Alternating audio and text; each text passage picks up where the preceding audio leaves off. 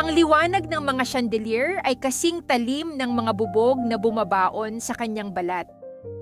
Wala siyang naramdamang luha, tanging ang pamamanhid ng isang pusong matagal nang dinudurog. Sa gitna ng tawanan at mga kislap ng kamera, nakatayo lang siya, sa isang sulok yakap ang isang pilak na tray. Ang mundo niya ay gumuho, ngunit ang hangin sa paligid ay nanatiling tahimik. Napakatahimik. Kasambahay lang yan. My wife doesn't have the class to be in a place like this. Ang boses na iyon ay pagmamay-ari ni Valentino Villarreal, ang lalaking pinangakuan niya sa harap ng altar. Umawang ang mga labi ng mga bisitang nakapulupot sa mga mamahaling gown sa loob ng engranding bulwagan ng mga Villarreal. Nagdiwang sila para sa pag-angat ni Valentino bilang susunod na pinuno ng kumpanya, habang ang babaeng nagbuwis ng sarili nitong kabataan para sa pamilyang ito ay nakasuot ng lukot na uniforme ng serbidora. Pinagmamasdan silang lahat mula sa anino. Hindi nagulat si Valeria. Walang nagbago sa ekspresyon ng kanyang mukha.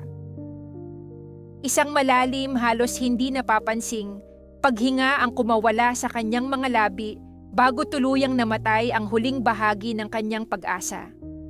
Mahigpit niyang hinawakan ang malamig na gilid ng tray. 3 beses siyang kumurap bago tahimik, na ibinaba ang kanyang paningin, tinatanggap ang panibagong latay ng kahihiyan na parang isang pang-araw-araw na ritual. Isang matulis na takong ang tumukod sa sahig na gawa sa marmol, papalapit sa kanyang kinatatayuan. Huminto sa mismong harapan niya si Doña Celestina, ang ginang na may hawak sa leeg ng buong angkan.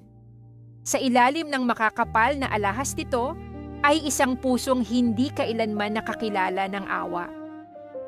Sa harap ng mga nakatinging mata at mga nakatutok na lens ng cellphone ng mga tsismosang kamag-anak, dumukot ang ginang mula sa kanyang kumikinang na pitaka. Iniabot ng matanda ang isang nakatuping 500 piso. Idiniin iyon ng ginang sa mismong palad ni Valeria na sinadya nitong gawin upang makita ng lahat. Take this, Hija, sabi ni Doña Celestina, ang boses ay matamis ngunit pinasadya upang bumaon ng malalim.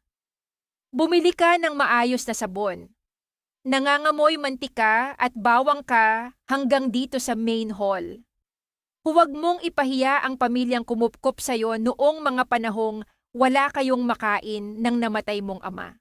Ang pag-ungkat sa kanyang ama, ang linyang iyon ay palaging ginagamit ng kanyang biyenan bilang isang patalim. Ang bigat ng utang na loob ay palaging isinasampal sa kanya isang utang na hindi niya kailanman hiniling. Nagtawanan ang ilang mga tiyahin at pinsan ni Valentino. Nakita ni Valeria sa gilid ng kanyang mga mata ang maninipis na ngiti ng mga taong itinuturing siyang isang malaking biro. Ang mga pasimpleng pagkuha ng video, ang mga pabulong na panlalait, lahat ng iyon ay malinaw niyang nakikita at naririnig. Ang magagaspang na daliri ni Valeria na nagkaalyo dahil sa walang katapusang paglalaba ng mga damit ng pamilyang ito ay automatikong sumara upang tanggapin ang pera. Walang luhang pumatak sa kanyang mga pisngi. Walang pagtutol na lumabas sa kanyang bibig. Dahan-dahan siyang yumuko, isang perpektong larawan ng isang alipin na nagpapasalamat sa mumong itinapon sa kanya. Salamat po, ma'am. Bulong niya tinatanggap ang gusot na papel. Tinalikuran siya ni Doña Celestina na tila isang basahan na ginamit at itinapon. Lumapit ito pabalik sa kanyang anak na si Valentino na ngayon ay nakikipag-toast sa mga miyembro ng board. Nakangiti si Valentino.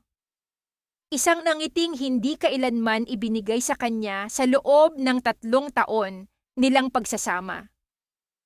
Eksaktong pagtalikod ng mag-ina, naramdaman ni Valeria ang mahinang pagyanig ng lumang cellphone sa loob ng bulsa ng kanyang apron. Itinago niya ang sarili sa likod ng malaking haligi malapit sa pasilyo ng kusina, malayo sa mapanghusgang mga mata. Nanginginig ang kanyang mga daliri, hindi dahil sa takot, kundi dahil sa matinding pagpipigil nang buksan niya ang screen ng kanyang telepono. Isang mensahe ang bumungad sa kanya mula kay Attorney Salvador. "The share transfer is complete, Madam Chairman. The Monte Group is now legally yours." Naghihintay na ang board para sa formal na anunsyo. Tinapunan ni Valeria ng tingin ang 500 pisong nakukumo sa kanyang palad. Isang mapait at nakapangingilabot ng ngiti ang sumilay sa kanyang mga labi. Kung alam lang ng mga taong ito na ang babaeng binigyan nila ng 500 pisong tip bilang pang-insulto, ay ang bagong nagmamay-ari ng bilyon-bilyong imperyo na pinaglilingkuran ng mahal nilang si Valentino. Ang imperyong ninakaw nila mula sa kanyang ama. Gusto ba niyang mag-amok? Gusto ba niyang isigaw sa kanilang mga mukha na kaya niyang palayasin silang lahat sa mismong mansyong tinatapakan nila ngayon? Oo. Sumisigaw ang bawat hihimay-may ng kanyang laman na gumanti. Ngunit mas nanaig ang kanyang lamig. Ang pinakamagandang paghihiganti ay ang pagmamasid sa mga kaaway na nagdiriwang at nagpapakasasa sa kapangyarihan sa ibabaw ng isang bombang malapit ng sumabog. Itiniklop niya ng maayos ang pera at inilagay iyon sa kanyang bulsa. Kailangan niyang tapusin ang gabi bilang isang kasambahay. Kailangan niyang maging anino hanggang sa makuha niya ang lahat ng pruweba ng mga transaksyong magpapadala kay Doña Celestina at sa buong angkan sa kulungan. Lumipas ang mga oras. Unti-unting naubos ang mga tao. Namatay ang mga ilaw sa bulwagan at ang maiingay na tawanan ay napalitan ng katahimikan ng gabi. Nang magsimula siyang magligpit ng mga basag na baso ng wine sa hardin, may narinig siyang pamilyar na yabag. Tumigil siya sa paghinga, nagtago siya sa likod ng malagong mga baging sa gilid ng lanay. Mula sa liwanag ng buwan, nakita niya si Valentino. Mag-isa ito hawak ang telepono na nakadikit sa kanyang tainga. Yet, yes babe.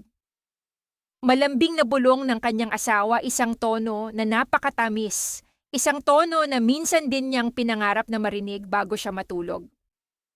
I miss you too. Hayaan mo na ang mga nangyari kanina. It was just a show for the old folks. Tumigil sa pagtibok ang puso ni Valeria.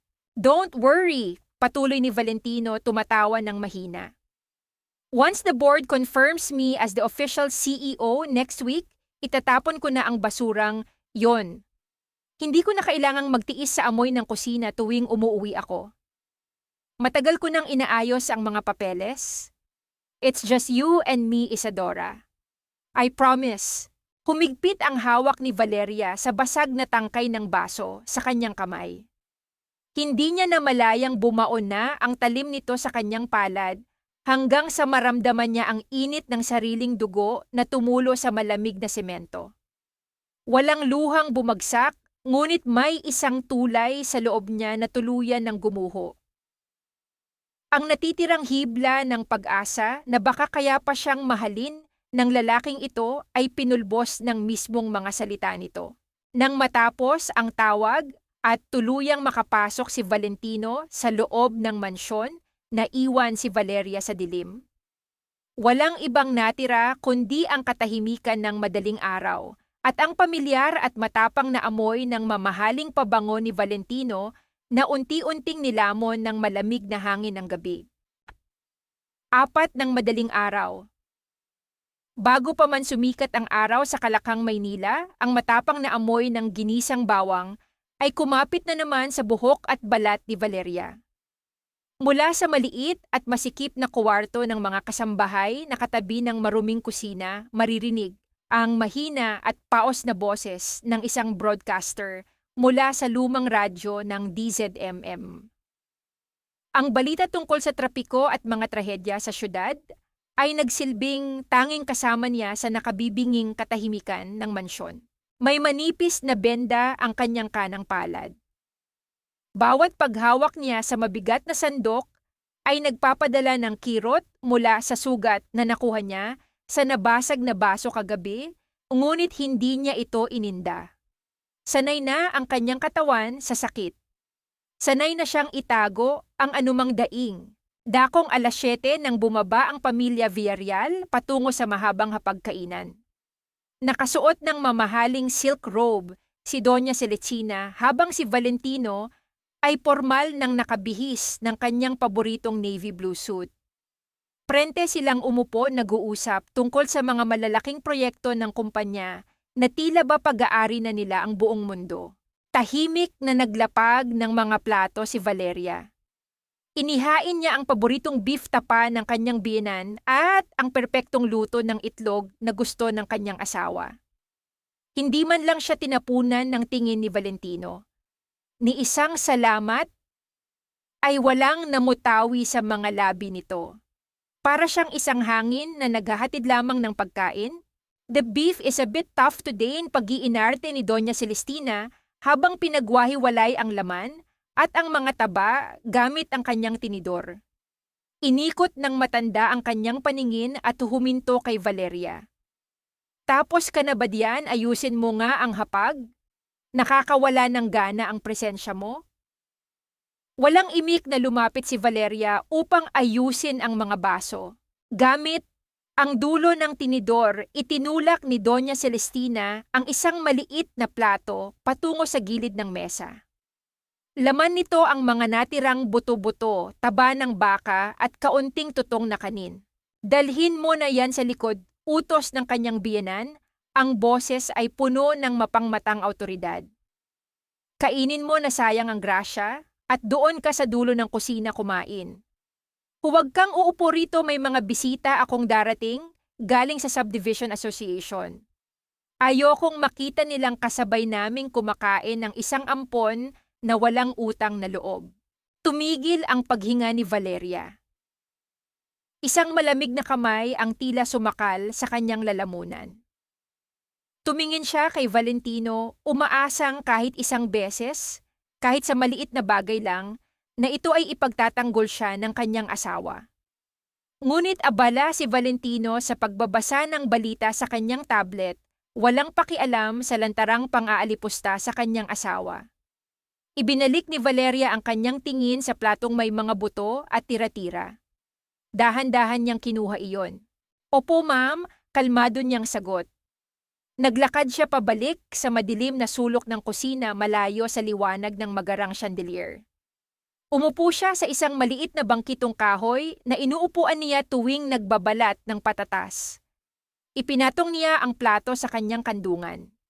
Tinitigan niya ang malamig na kanin at ang mga natirang buto na itinulak sa kanya na parang isang asong naghihintay ng limos. Sa pagkakataong ito, hindi na niya kinaya. Isang mainit na patak ng luha ang bumagsak at pumatak sa ibabaw ng malamig na kanin. Sinundan ito ng isa pa, pinisil niya ang kanyang mga mata nang mariin kinakagat ang ibabang labi hanggang sa maglasang bakal upang pigilan ang anumang hikbi na gustong kumawala sa kanyang dibdib. Ipinagsiklop niya ang kanyang mga nanginginig na kamay, iniyuko ang kanyang ulo sa gitna ng amoy ng usok at mantika. Sa katahimikan ng kusina, kumausap siya sa kaisa-isang nakakakita sa kanyang pagdurusa. Gino, tagay ko og kusog. Bulong niya sa sariling wika na tanging ang kanyang yumaong ina ang nakakaintindi. Panginoon, bigyan mo ako ng lakas. Tabangi ko nga makaantos pa ko gamay. Pinunasan niya ang kanyang mga luha gamit ang likod ng kanyang nanginginig na kamay. Kinuha niya ang kutsara at unti-unting isinubo ang malamig na kanin. Nilunok niya ito kasama ng sarili niyang luha at pait. Kailangan niyang mabuhay. Kailangan niyang maging matatag. Nang matapos siyang maglinis ng kusina, inihanda niya ang baon ni Valentino para sa tanghalian. Isang mamahaling lunchbox ang ibibinunukas niya upang ilagay sa loob ng leather bag ng kanyang asawa. Ngunit pagkabukas niya ng bag, isang maliit na kulay rosas na sticky note ang nahulog mula sa isang nakatuping folder. Pamilyar ang amoy na kumapit sa papel. Amoy sampagita at mamahaling vanilla ang pabango ni Isadora. Pinulot ito ni Valeria. Nakasulat doon gamit ang pulang tinta, "Can't wait for our trip to Siargao after your promotion today, my love. Let's celebrate our real future. Sa halip na umiyak o magwala, isang malamig at kalkuladong talim ang dumaan sa mga mata ni Valeria. Ang tuloy-tuloy na agos ng tubig mula sa banyo sa ikalawang palapag ay nagsilbing hudyat. Naliligo pa si Valentino. Tahimik at mabilis na umakyat si Valeria sa hagdan patungo sa master's bedroom. Pumasok siya at dumiretso sa ibabaw ng kama kung saan nakapatong ang personal na telepono ni Valentino. Alam niya ang password, matagal na niyang pinapanood ang mga galaw nito. Binuksan niya ang telepono, hinanap ang digital na kalendaryo at mabilis na kinuhanan ng litrato ang buong schedule nito para sa linggong ito gamit ang kanyang lumang cellphone. Ibinalik niya ang telepono sa eksaktong pwesto nito, walang iniiwang anumang bakas. Pababa na siya ng hagdan nang biglang mag-vibrate ang kanyang lumang cellphone. Isang mensahe na sinundan ng isang tawag. Sinagot niya ito. Si Attorney Salvador. Valeria? Ang boses ng abogado ay mababa, formal, ngunit may dalang mabigat na babala. The emergency board meeting is set for 10 o'clock this morning. Handa na ang lahat ng papeles. Nakapwesto na ang mga alyado natin sa loob. Lumingon si Valeria sa malaking orasan sa pader ng pasilyo. 8:00 na ng umaga. 2 oras na lang bago opisyal na iluklok ng pamilya Villarreal si Valentino bilang bagong hari ng imperyo. 2 oras na lang bago nila mapagtanto na ang tronong inuupuan nila ay hindi na sa kanila. Papunta na ako. Mahinang sagot ni Valeria, ang boses ay kasing lamig ng yelo. Ibinaba niya ang tawag. Tinitigan niya ang kanyang refleksyon sa madilim na salamin ng bintana. Dahan-dahan niyang kinalag ang buhol ng kanyang apron. Hinubad niya ang damit, pambahay na amoy mantika at hinayaang bumagsak iyon sa malamig na sahig. Tapos na ang oras ng pagiging alipin, ang tuktok ng De Monte Building ay nababalot ng amoy ng kapangyarihan at mamahaling kape. Sa loob ng malawak at malamig na boardroom, nakaupo ang mga miyembro ng Board of Directors, naghihintay sa formal na pagpapasa ng korona. Nakatayo sa pinakabisera ng mahabang mahogany table si Valentino. Inayos niya ang kanyang sutla na korbata, ang kanyang dibdib ay umumbok sa labis na kayabangan. Sa kanyang kanan ay nakaupo ang kanyang tiyuhin na si Luciano tahimik, na humihigop ng tsaa, ngunit may mga matang nagbabantay. Gentlemen, today marks a new era for De Monte Group. Panimula ni Valentino, ang boses ay umaalingaw-ngaw sa buong silid. Under my leadership as your new CEO, we will crush the competition and double our assets. Nagsimulang pumalakpak ang ilang mga alyado ng pamilya Villarreal. Isang nangiti ng tagumpay ang gumuhit sa mga labi ni Valentino. Sa wakas, ang buong imperyo ay nasa ilalim na ng kanyang mga paa. Ngunit bago pa man tumunog ang gavel upang formal na isara ang botohan, bumukas ang mabibigat na pintong gawa sa kahoy. Tumigil ang palakpakan. Lahat ng mga mata ay lumingon patungo sa pasukan. Pumasok si Valeria. Wala siyang suot na mamahaling gown or mga alahas na kumikinang. Isang simpleng itim na blazer, puting blouse na malinis ang pagkakaplansya at sapatos na walang takong ang kanyang suot. Ang kanyang buhok ay nakatali ng maayos, walang bahid ng usok at mantika mula sa kusina. Ang kanyang mukha ay walang emosyon, kasing lamig ng hangin sa loob ng kwarto. Nawala ang bangiti sa mukha ni Valentino. Namula ang kanyang pisngi sa pinaghalong galit at hiya nang makita niya ang kanyang asawa. Anong ginagawa mo rito? Madiin at pabulong, nasigaw ni Valentino, naglalakad ng ilang hakbang papalapit sa kanya.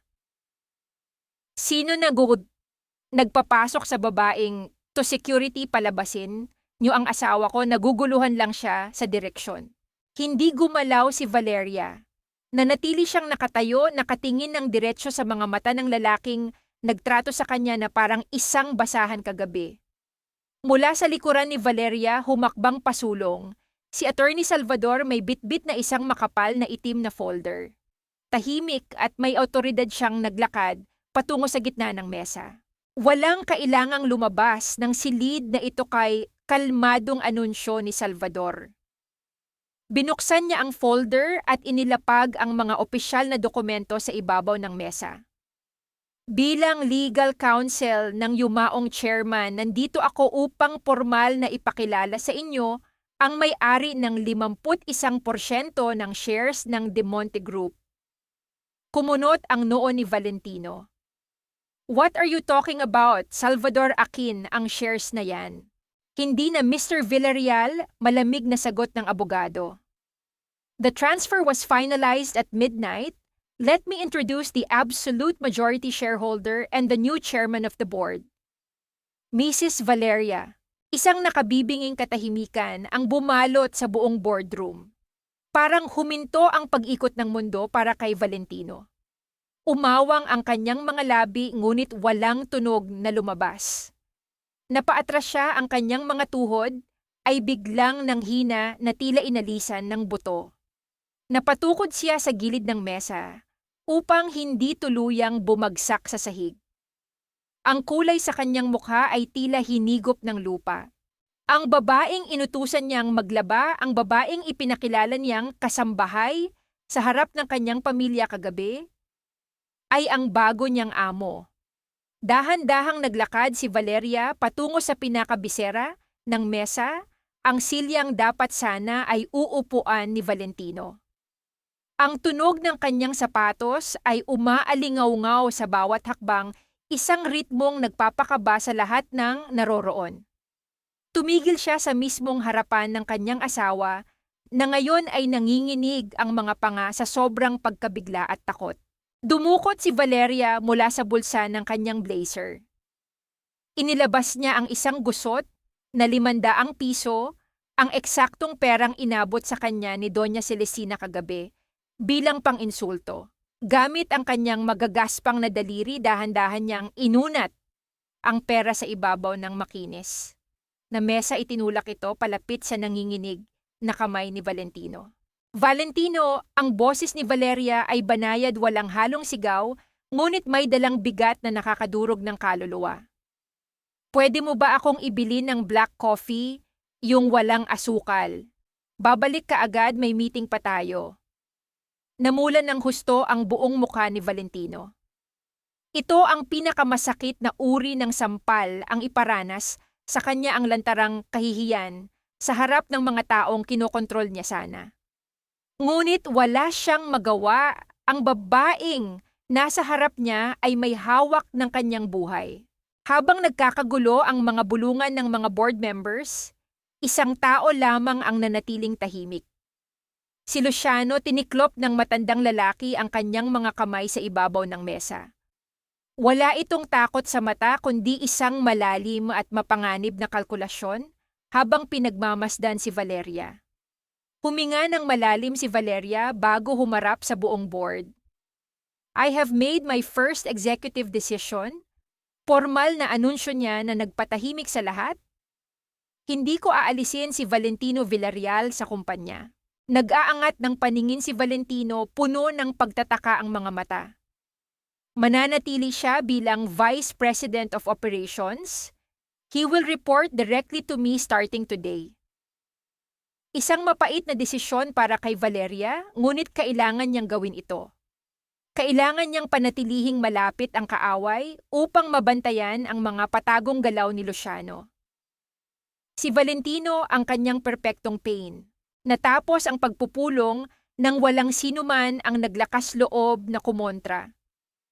Isa-isang lumabas ang mga direktor na may mga nakayukong ulo. Si Valentino ay mabilis na lumabas ng silid, hindi makatingin ng diretso dahil sa bigat ng kahihiyang natamo. Nang tuluyan ng lisanin din ng lahat ang boardroom, naiwan si Valeria at si Salvador. Bumagsak ang balikat ni Valeria. Napahawak siya sa sandalan ng silya. Ramdam ang biglaang pagkapagod ng kanyang buong katawan matapos ang matinding tensyon. Lumapit si Salvador. Tumigil siya sa likuran ni Valeria, sapat ang distansya upang hindi lumampas sa limitasyon. Ibinaba niya ang folder sa mesa. Akala mo ba panalo ka? Mababa ngunit madiin na tanong ni Salvador. Napatingin si Valeria sa kanya. Ang ginawa mo kanina, Valeria, ay parang paghagis ng karne sa kulungan ng mga gutom na aso. Patuloy ng abogado, ang boses ay puno ng pag-aalala na pilit nitong itinatago sa likod ng pagiging formal. Hindi sila susuko ng ganun-ganun lang. The game has just begun. You just woke up the real monsters. Tinitigan ni Valeria ang lalaki naghahanap ng sagot sa ilalim ng mga salita nito. At sa isang maikling pagkakataon, nakita niya ang isang kakaibang anino sa malalim na mga mata ni Salvador, isang sikretong tila ba mas mabigat pa kaysa sa mga lihim na hinahawakan niya. Pasado 5:00 ng hapon nang bumuhos ang malakas na ulan sa Kalakhang, Maynila. Ang malamig na simoy ng hangin ay sumasalpok sa kalawanging yero ng waiting shed kung saan nakatayo si Valeria. Matapos ang nakakapagod na araw ng pagpapanggap at pakikipaglaban sa loob ng malamig na boardroom, bumalik siya sa kanyang realidad, isang babaeng naghihintay ng masasakyan sa gilid ng bangketa, balot ng pagod at pangungulila. Pinagmasdan niya ang mga sasakyang nag-uunahan sa basang kalsada. Walang sumusundo sa kanya. Kahit hawak na niya ang buong kumpanya, sa oras na ito pakiramdam niya ay siya pa rin ang ulilang anak na walang mapuntahan. Isang itim na sasakyan ang huminto sa di kalayuan, ngunit hindi niya ito pinansin. Nakatuon ang paningin niya sa mga patak ng ulan na unti-unting bumabasa sa dulo ng kanyang sapatos. Isang pamilyar na anino ang tumabi sa kanya. Hindi ito gumawa ng ingay, naramdaman na lamang ni Valeria na hindi na tumatama ang ulan sa kanyang balikat. Pag-angat niya ng paningin, nakita niya ang malapad na itim na payong na nagkukubli sa kanya mula sa bagyo. Hawak ito ni Attorney Salvador. Wala siyang sinabing kahit ano. Hindi siya nag-alok na ipagmaneho si Valeria pauwi at hindi rin niya ipinagmalaki ang kanyang presensya. Tahimik lamang siyang tumayo sa tabi nito, pinoprotektahan siya mula sa lamig ng ulan. Ang pamilyar na amoy ng malinis, na cotton, at pormalidad mula sa damit ni Salvador ay humalo sa amoy ng basang aspalto. Masama sa sapatos ang baha, mahinang basag ni Salvador sa katahimikan, hindi nakatingin kay Valeria, kundi sa kalsada. Tumingin si Valeria sa sarili niyang lumang sapatos. Ang mga salitang lumabas sa bibig ng abogado ay tila may mas malalim na kahulugan, isang babala tungkol sa mapanganib na mundong pinasok niya. Sanay na akong mabasa, attorney, ang sagot ni Valeria. Ang kanyang boses ay may bahid ng pait, sanay na akong masaktan, sanay na akong maiwan sa dilim. Bumuntong hininga ang lalaki, dahan-dahan itong inilipat ang hawak ng payong sa kabilang kamay. Hinubad ni Salvador ang kanyang makapal na suit jacket. Nang walang anumang pag-aalinlangan, ipinatong niya ito sa nanginginig na mga balikat ni Valeria. Napatigil si Valeria. Ang init na nagmumula sa jacket ay tila yumakap sa kanyang pagod na katawan. Tumingala siya upang salubungin ang mga mata ng abogado. Sa unang pagkakataon, mula nang magsimula ang magulong araw na ito, may isang taong nakakita sa kanya, hindi bilang isang kalaban, hindi bilang isang bilyonaryo, kundi bilang isang taong kailangan ng pahinga. Hindi ibig sabihin na sanay ka na hahayaan mo na lang, nalamigin ka, malumanay na sabi ni Salvador. Ang distansya nila ay nanatiling maingat, walang mali siya. Ngunit ang bigat ng kanyang presensya ay sapat na upang pakalmahin ang nagwawalang isip ni Valeria. You don't need to apologize for fighting back, Valeria. May karapatan kang mabuhay. Isang mainit na pamumuo ng luha ang nagbadyang tumulo mula sa mga mata ni Valeria, ngunit pinigil niya ito. Ang mga simpleng salitang iyon ang matagal na niyang gustong marinig mula sa sarili niyang asawa, ngunit sa isang estranghero pa niya natagpuan. Dahil sa panandaliang kapayapaan na hatid ng lalaki, lumambot ang pader na nakapaligid sa puso ni Valeria. May kailangan akong mahanap bago nila ako tuluyang paikutin.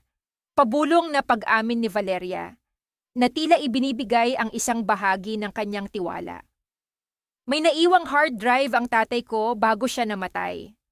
Naroon ang lahat ng ebidensya ng money laundering ni Luciano at Doña Celestina. Kung hindi ko makukuha iyon, mababawi nila ang kumpanya.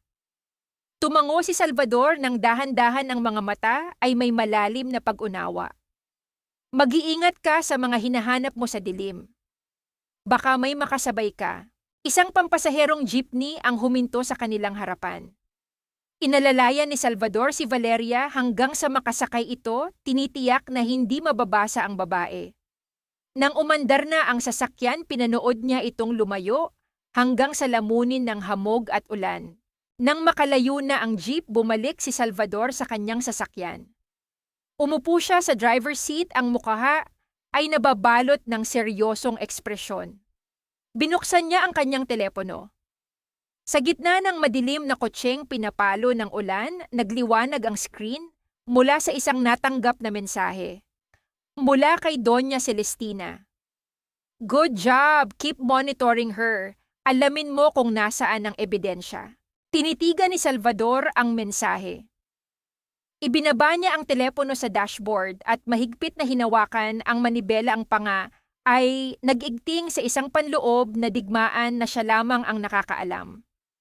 Samantala, dumating si Valeria sa mansyon ng mga Villarreal. Hindi na siya dumaan sa harap. Ginamit niya ang likod na pinto patungo sa madilim na pasilyo ng mga kasambahay kung nasaan ang kanyang maliit na kwarto. Kailangan niyang kunin ang mga natitirang gamit ng kanyang ama. Ngunit pagliko niya sa pasilyo, huminto ang pagtibok ng kanyang puso. Ang lumang padlock na nag-iingat sa pinto ng kanyang kwarto ay nahati sa dalawa, malinaw na nilagari. Nakabukas ang pinto.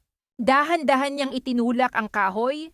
Ang kanyang maliit na espasyo ay ginawang parang dinaanan ng buhawi.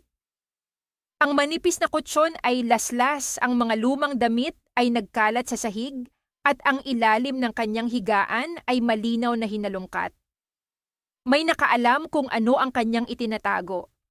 May naghahanap ng hard drive bago pa man siya makapasok upang suriin kung nakuha ang lumang kahon ng kanyang ama. Isang malamig na hangin ang dumampi sa kanyang batok. Mula sa kahoy na hagdanan sa likuran niya, umaling-awngaw ang mabibigat at mababagal na yabag. Isang hakbang, dalawang hakbang, papalapit sa kanyang kinatatayuan sa gitna ng madilim na pasilyo. Huminto ang mga yabag. Nilingon ni Valeria ang pinagbulan ng tunog.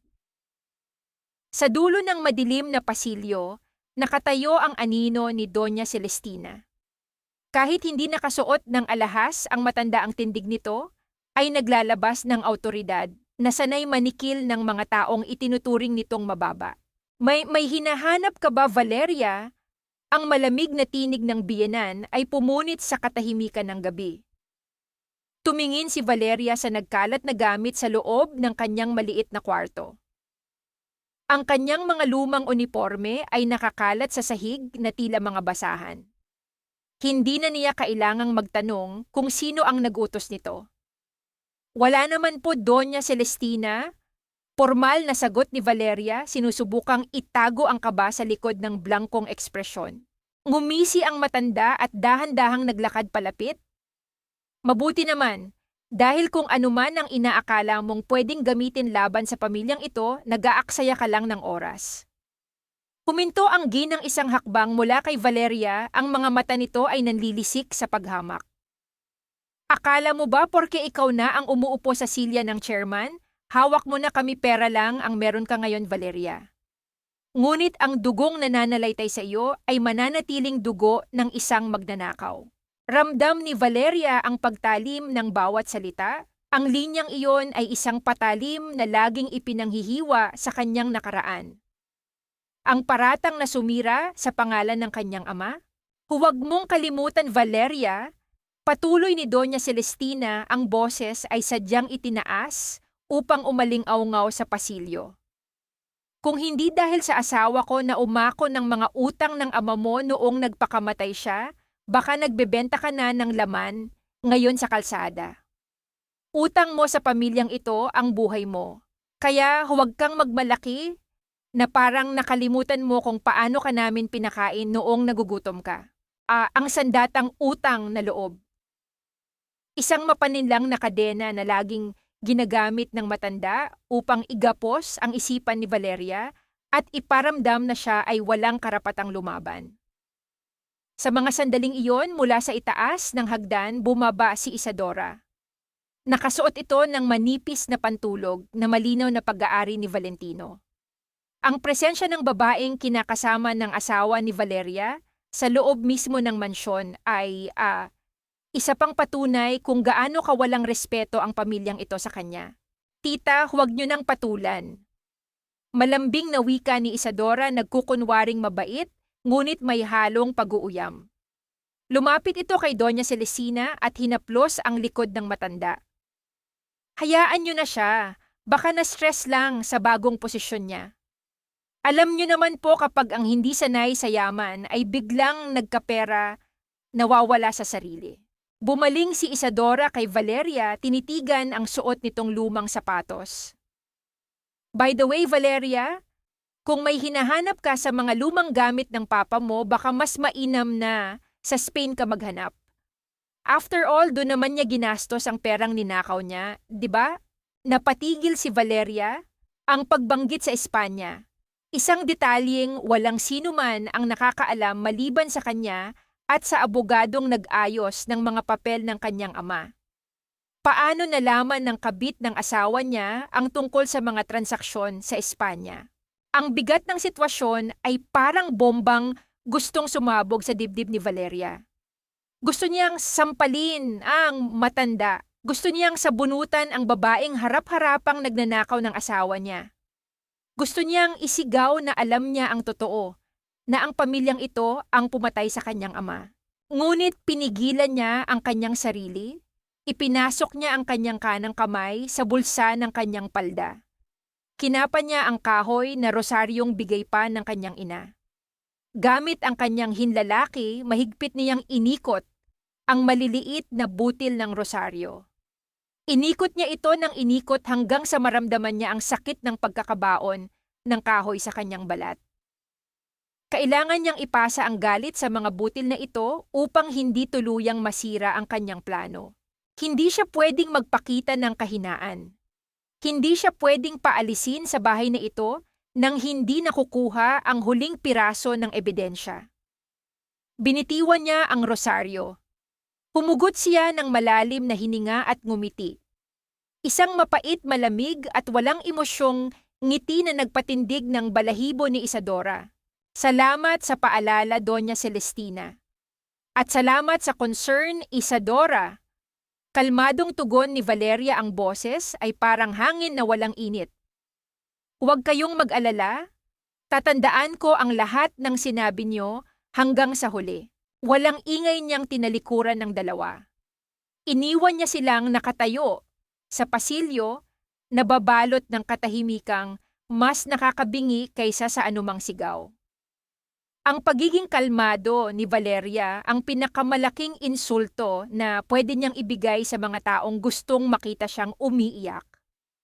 Pagbalik niya sa loob ng sinirang kwarto, isinara niya ang pinto. Dumiretso siya sa bintana, pinagmamasdan ang madilim na kalangitan. Doon lamang siya pinayagan ng kanyang sarili na huminga ng maluwag.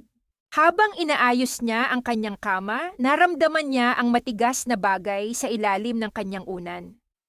Isang pamilyar na kayumangging sobre, walang pangalan ng nagpadala. Nanginginig ang kanyang mga kamay nang buksan niya ito.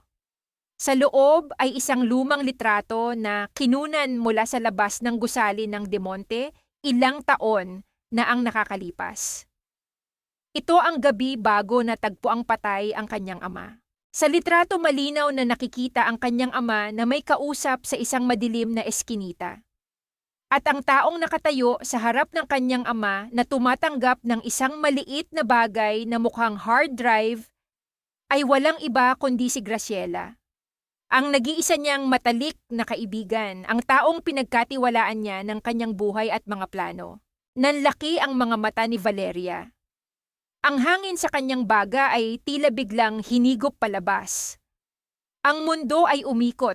Ang taong nagtatago ng ebidensya na matagal na niyang hinahanap, ang taong marahil ay nagbenta ng buhay ng kanyang ama, ay ang taong itinuring niyang kapatid.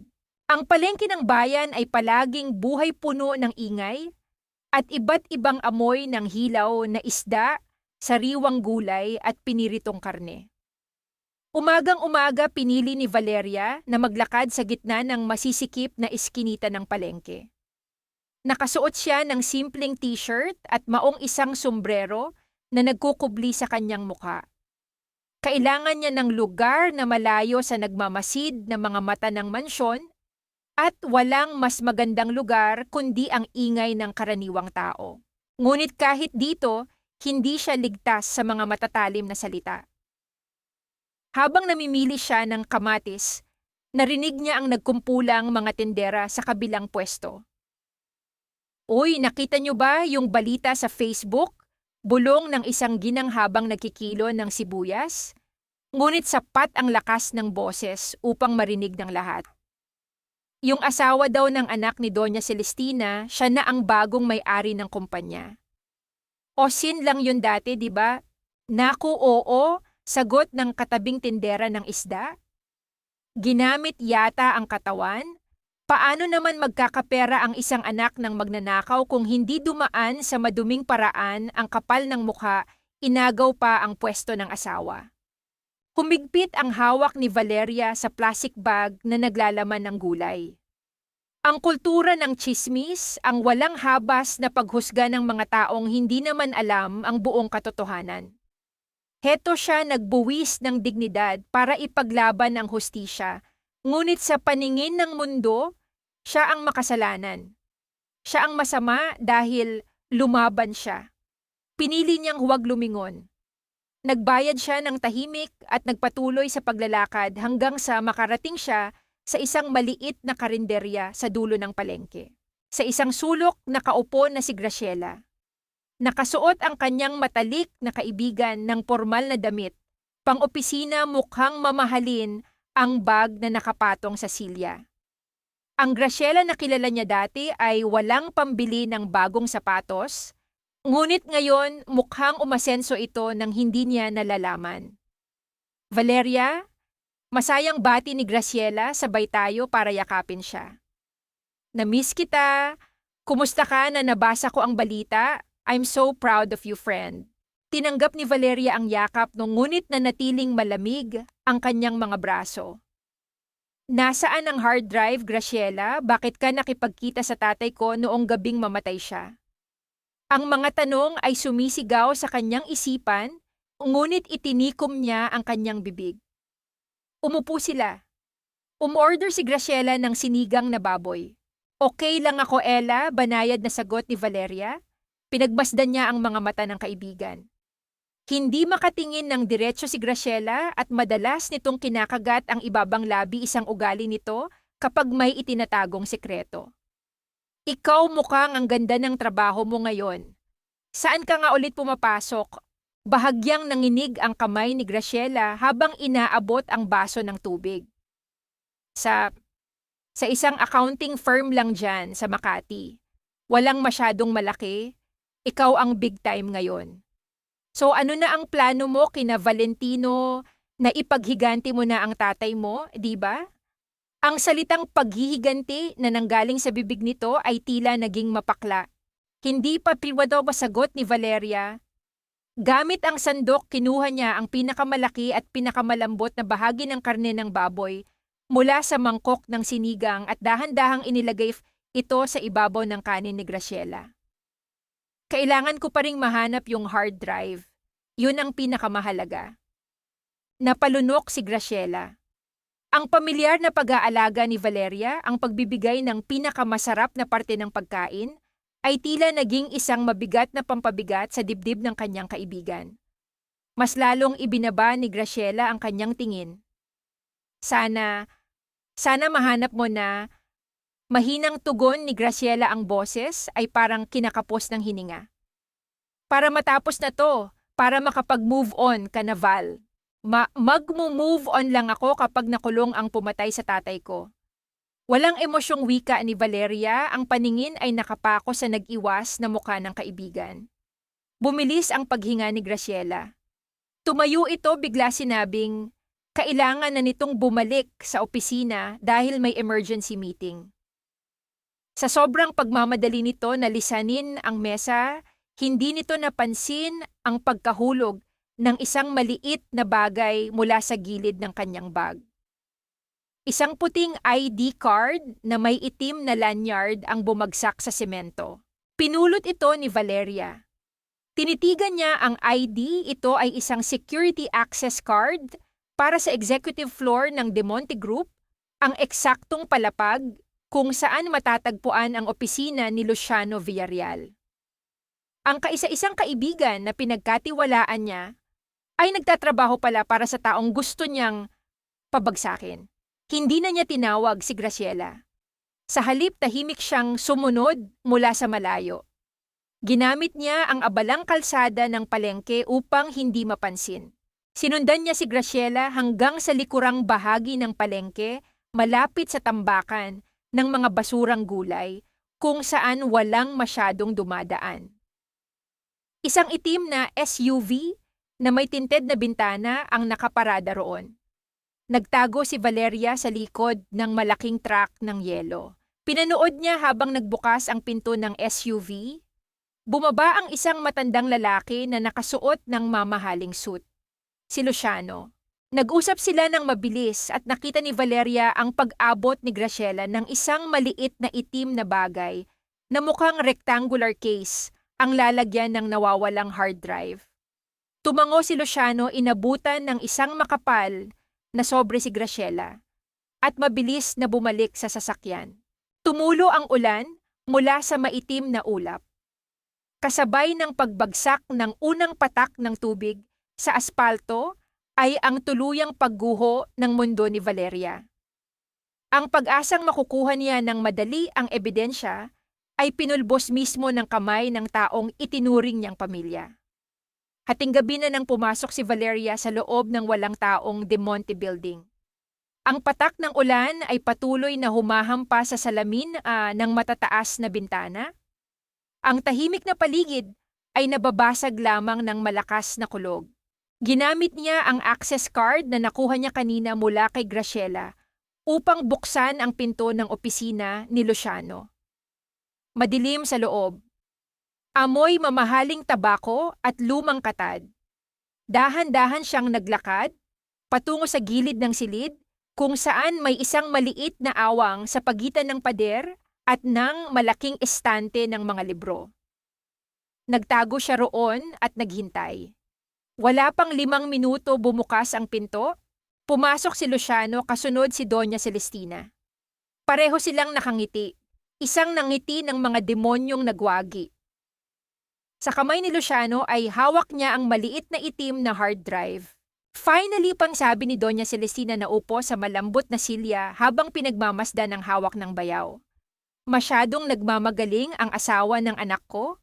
Inakala ba niyang malalamangan niya tayo? Ang bobo talaga ng Valeria na yan. She should have realized that everyone has a price. Pati ang pinakamatalik niyang kaibigan ay nabili natin. Tumawa si Luciano, isang nakakakilabot na tunog na umaling-awngaw sa silid. Lumapit siya sa kanyang mesa, inilapag ang hard drive sa tabi ng isang bote ng mamahaling wine at kumuha ng martilyo mula sa kanyang drawer. Tonight we erase the last trace of her father's innocence. Anunsyo ni Luciano. Itinaas niya ang martilyo. Isang malakas na kalabog ang umaling-awngaw. Bumagsak ang bakal sa itim na plastik. Muli niya itong hinampas. 2 beses pa niya itong pinalo hanggang sa mabasag at madurog ang mga piyesa sa loob ng hard drive. Dinampot niya ang mga basag na piraso at itinapon sa loob ng basurahan. Tapos na ang laro, wala na siyang ebidensya, pagmamalaki ni Luciano habang isinasalin ang wine sa 2 baso. Inabutan niya ang kanyang hipag. To the Villarreal Empire. Nag-toast sila, Hano. Nag-inuman ang 20 ng kayabangan, iniisip na tuluyan na nilang napilay ang mga pangarap ni Valeria. Mula sa dilim ng kanyang pinagtataguan, nanatiling nakatayo si Valeria. Ang kanyang mga mata ay blangko. Hindi siya umiyak. Hindi siya natakot. Sa halip isang napakalamig at mapait na pagngisi ang gumuhit sa kanyang mga labi. Isang na siya mismo ang nagplano. Ang hard drive na dinurog at ipinagdiwang ni na Luciano at Doña Celestina ay isang peke. Bago pa man siya makipagkita kay Graciela kaninang umaga, alam na niyang may nagmamanman sa kanyang bawat galaw. Bago pa man dumating sa palengke ang kaibigan na palitan na ni Valeria ang totoong ebidensya, mula sa pinagtataguan nito sa lumang libingan ng kanyang ama. Ang hawak ni Graciela at ang ibibinenta nito kay Luciano ay isang sirang hard drive na pinalamanan lamang ng mga lumang kanta. Pinanood niya ang 2 magnanakaw na nagpapakatanga sa sarili nilang kasakiman. Umiinom sila ng alak habang ipinagdiriwang ang isang tagumpay na hindi naman totoo. Ang malaman ng manonood na ang mga kontrabida ay nagdiriwang sa wala, ay nagbigay ng isang tahimik na kaligayahan, isang matinding pagbawi ng hustisya. Nang makontento na siya sa pagmamasid sa kanilang kahangalan, tahimik, at dahan-dahang lumabas si Valeria sa silid gamit ang pintuan sa likod ng opisina, nang hindi gumagawa ng kahit anong ingay. Bumalik si Valeria sa mansyon. Ang ulan ay hindi pa rin tumitigil. Pagpasok niya sa kanyang sinirang kwarto, inaasahan niyang makakahanap ng kapayapaan upang mapag-aralan kung paano gagamitin ang totoong hard drive sa susunod na board meeting. Ngunit pagbukas niya ng pinto, nanigas ang kanyang buong katawan. Nakaupo sa ibabaw ng kanyang kama si Valentino. Wala itong suot na sapatos. Ang mga mata nito ay mapula at may amoy ng alak sa kanyang hininga. Ngunit ang nakapagpatigil ng paghinga ni Valeria ay ang hawak ng asawa. Sa mga kamay ni Valentino ay ang isang maliit na asul na notebook, ang kanyang personal na talaarawan, na maingat niyang itinago sa loob ng unan. Naroon nakasulat ang buong blueprint ng kanyang plano, ang mga hakbang kung paano niya pababagsakin ang mga Villarreal at ang mga detalye ng totoong hard drive. Iniangat ni Valentino ang kanyang paningin. Tinitigan niya si Valeria, ang kanyang mukha ay hindi nagpapakita ng galit, kundi isang nakakabaliw na kalmado. Maganda ang plano mo, mahal ko. Malamig na bati ni Valentino, itinaas ang notebook at inihagis ito sa sahig na parang isang walang kwentang basura. Napakahusay. You really thought you could outsmart me in my own house? Sumandal si Valentino sa pader at tumawa. Isang tawa na puno ng pait at kawalan ng pag-asa. Nandito na ang mga pulis, Valeria. Anunsyo ng lalaki ang boses ay parang pumupunit ng laman. Alam mo ba kung bakit? Dahil may nag-file ng complaint laban sa'yo? Embezzlement. Pagnanakaw ng milyon-milyong pondo ng kumpanya mula nang umupo ka bilang chairman kahapon. Natigilan si Valeria. Ano ang sinasabi mo? Tinapos na ni Tiyong Luciano ang laro mo bago mo pa man simulan, ngumisi si Valentino bagamat may nangingilid na luha sa mga mata nito. Ginamit nila ang pangalan mo sa mga peking account sa offshore, pinalabas nilang ninanakawan mo ang kumpanya gaya ng ginawa ng tatay mo. Kasabay ng pagbagsak ng malakas na kulog, bumukas ng malakas ang pinto ng mansyon mula sa ibaba. Ang mga yabag ng mabibigat na bota ay mabilis na umakyat sa hagdan. Umaling-awngaw ang boses ng mga awtoridad na nagtatanong kung nasaan siya. Ang bitag ay hindi lamang para sa kanyang mga kaaway. Ito pala ay isang bitag na inihanda nila upang tuluyan siyang ilibing. Ang malamig na posas ay dumikit sa balat ni Valeria. Ngunit ang lamig na naramdaman niya sa kanyang puso ay mas nakamamatay kaysa sa bakal na ito. Pinapanood siya ng mga kasambahay at ng kanyang biyenan habang inilalabas siya ng mga pulis mula sa mansyon.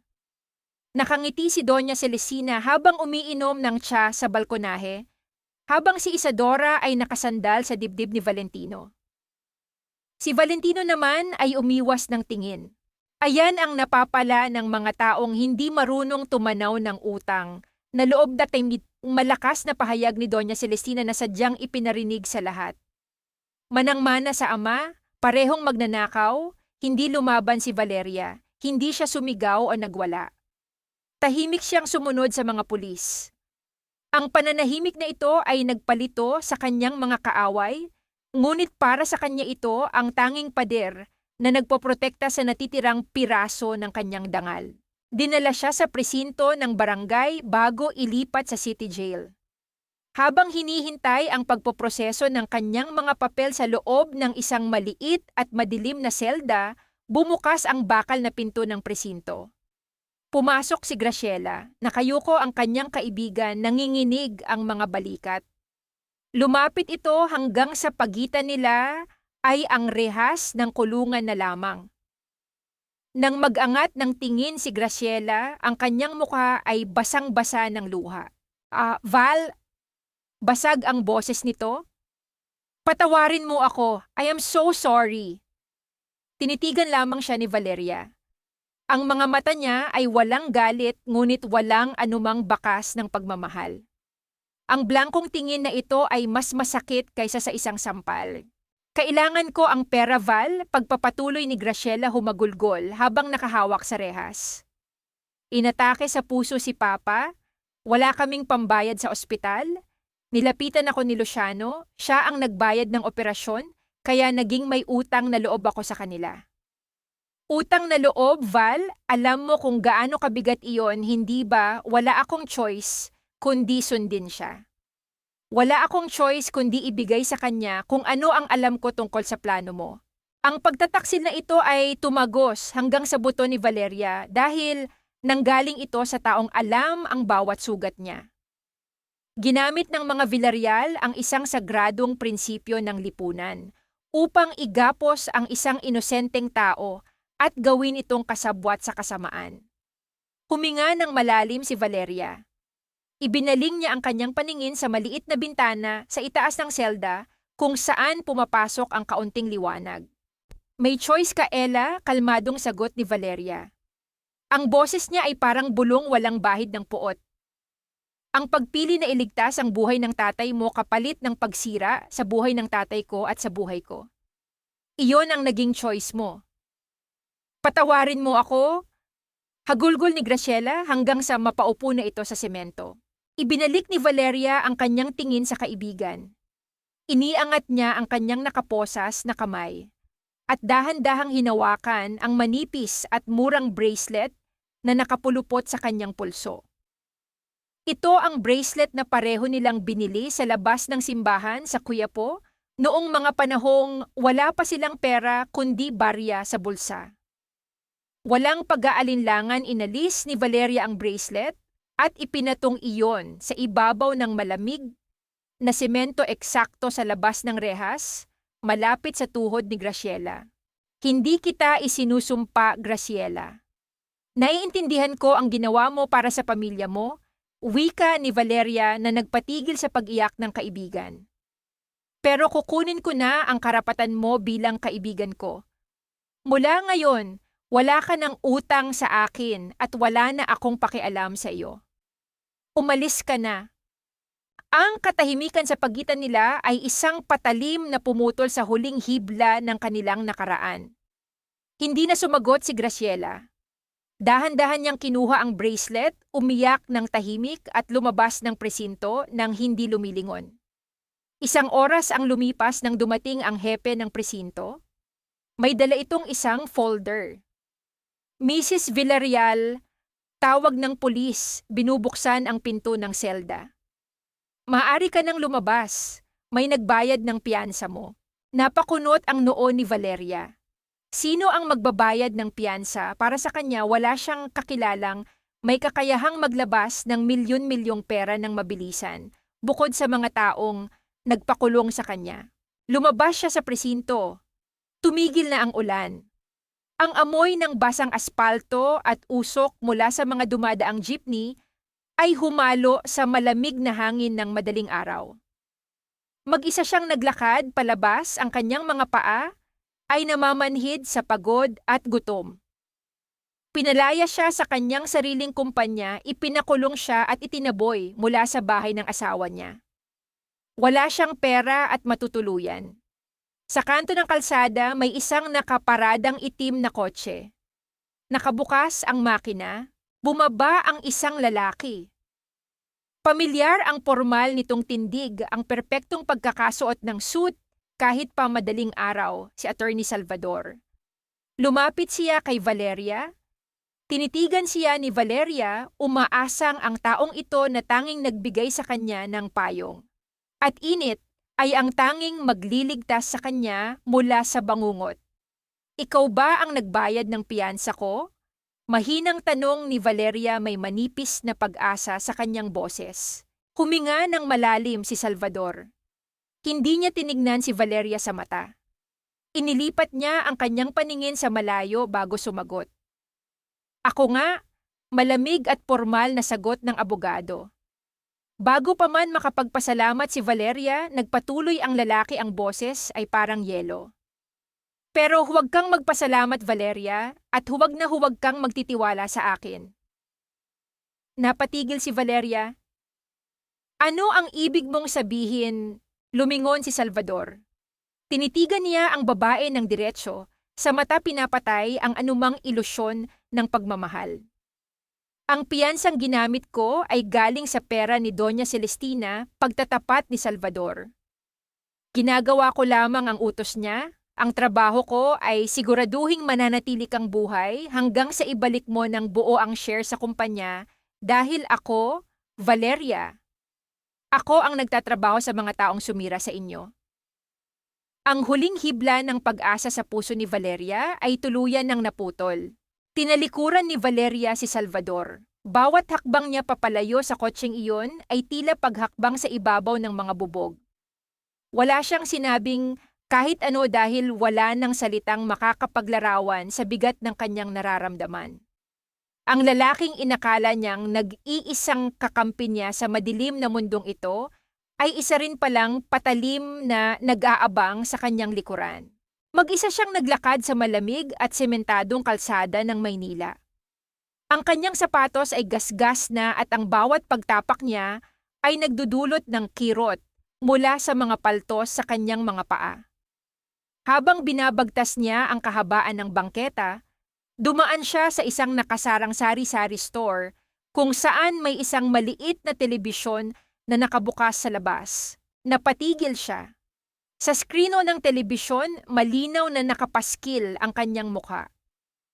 May isang reporter na nagbabalita tungkol sa iskandalo sa De Monte Group. Ang mga salitang nakasulat sa ibaba ng screen ay parang asidong sumunog sa kanyang paningin, anak, nang magnanakaw inireklamo ng pagkawala ng pondo ng kumpanya. Ang mga komento ng mga tao sa social media ay walang awang binabasa sa balita, tinatawag siyang halimaw walang utang na loob at mukhang pera. Ipinikit ni Valeria ang kanyang mga mata. Sa loob ng isang gabi, nawala ang kanyang kumpanya, ang kanyang asawa, ang kanyang matalik na kaibigan. At ngayon pati ang kanyang pangalan ay tuluyan ng binaboy ng pamilya Villarreal. Nagpatuloy siya sa paglalakad hanggang sa makarating siya sa isang madilim na kanto. May isang lumang tricycle na nakaparada sa ilalim ng pundidong ilaw ng poste. Wala ang driver nito dahil hindi na kaya ng kanyang mga tuhod, dahan-dahan siyang naupo sa malamig na bakal na tapakan ng sidecar. Binalot siya ng nakabibinging katahimikan ng madaling araw. Dumukot siya sa bulsa ng kanyang palda at inilabas ang kanyang lumang pitaka. Mula sa loob, kinuha niya ang isang nakatuping litrato ng kanyang ama.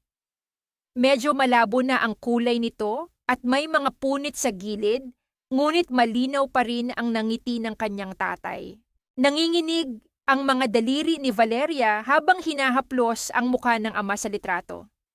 Dito natuluyang bumagsak ang kanyang mga luha. Hindi ito luhang may kasamang galit. Luhang galing ito sa matinding pagod at pangungulila. Wala na siyang malapitan. Wala na siyang masandalan. Ang pakiramdam ng pagiging mag-isa sa isang napakalaking mundo ay tila unti-unting sumasakal sa kanyang leeg. Sa gitna ng kanyang pag-iyak, isang pamilyar at matamis na amoy ang humalo sa usok ng kalsada. Amoy ng arnibal at mainit na soya. Isang matandang lalaki na may pasang dalawang malaking aluminum na lata ang huminto sa dikalayuan. Pinunasan niya ang pawis sa kanyang noo gamit ang isang maliit na tuwalya.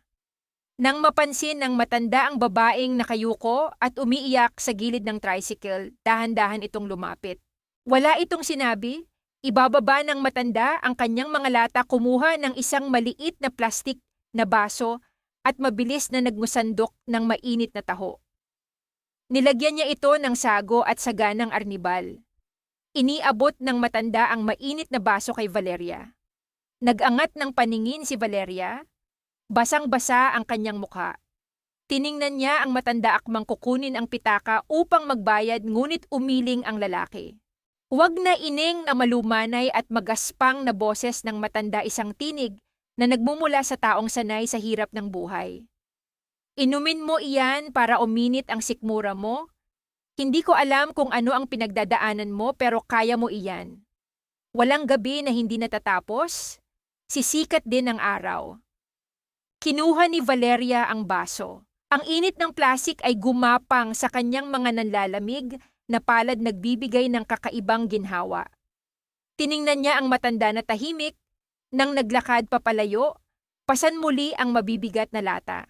Sa isang iglap, ang simpleng kabaitan ng isang estranghero mula sa lansangan ay nagbigay ng isang maliit na kislap ng pag-asa sa kanyang naghihingalong puso.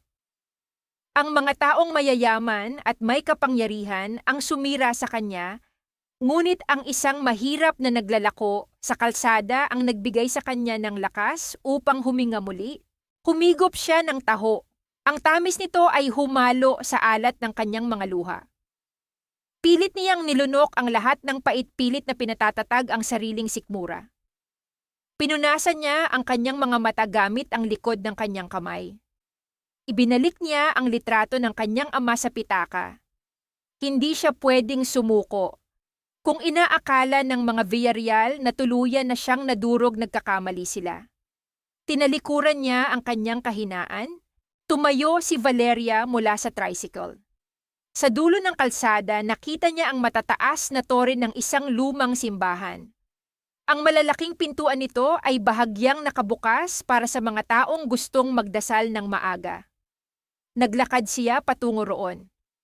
Kailangan niya ng tahimik na lugar upang buuin ang kanyang huling plano. Pumasok siya sa loob ng santuwaryo. Madilim at amoy lumang kahoy at nakasinding kandila. Dahan-dahan siyang naglakad patungo sa pinakaharap na upuan at lumuhod sa sahig na gawa sa marmol. Ngunit bago pa man siya makapag-umpisang magdasal, nakarinig siya ng mabibigat na yabag mula sa malaking pintuan sa likuran. Umaling-awngaw ang tunog ng sapatos sa buong simbahan. Nilingon niya ito, nakita niya ang anino ng isang lalaki na naglalakad sa gitnang pasilyo, si Salvador. Hawak nito ang isang makapal na brown envelope. Ang mukha ng abogado ay hindi na nagpapakita ng lamig, kundi isang matinding pagdurusa at takot na matagal na nitong kinikimkim. Sinabi ko sa iyo na huwag kang magtiwala sa akin, Valeria. Umaaling-awngaw na boses ni Salvador sa loob ng simbahan, hawak ng mahigpit ang sobre. Dahil ang dugo na dumadaloy sa mga ugat ko ay ang mismong dugong sumira sa pamilya mo.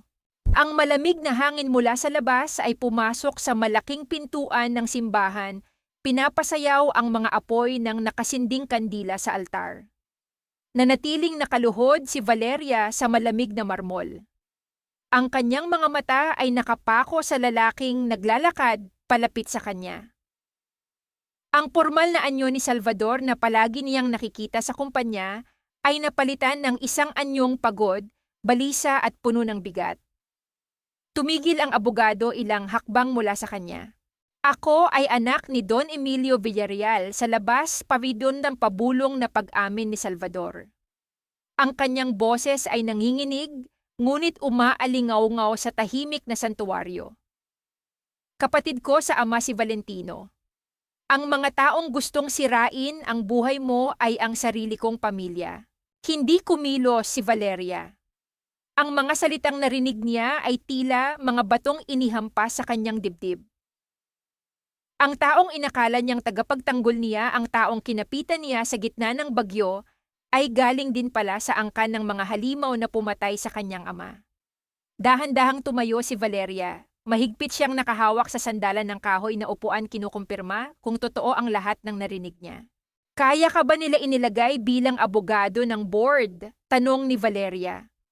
Ang kanyang boses ay walang galit, kundi isang malalim at mapait na pagtanggap sa katotohanan.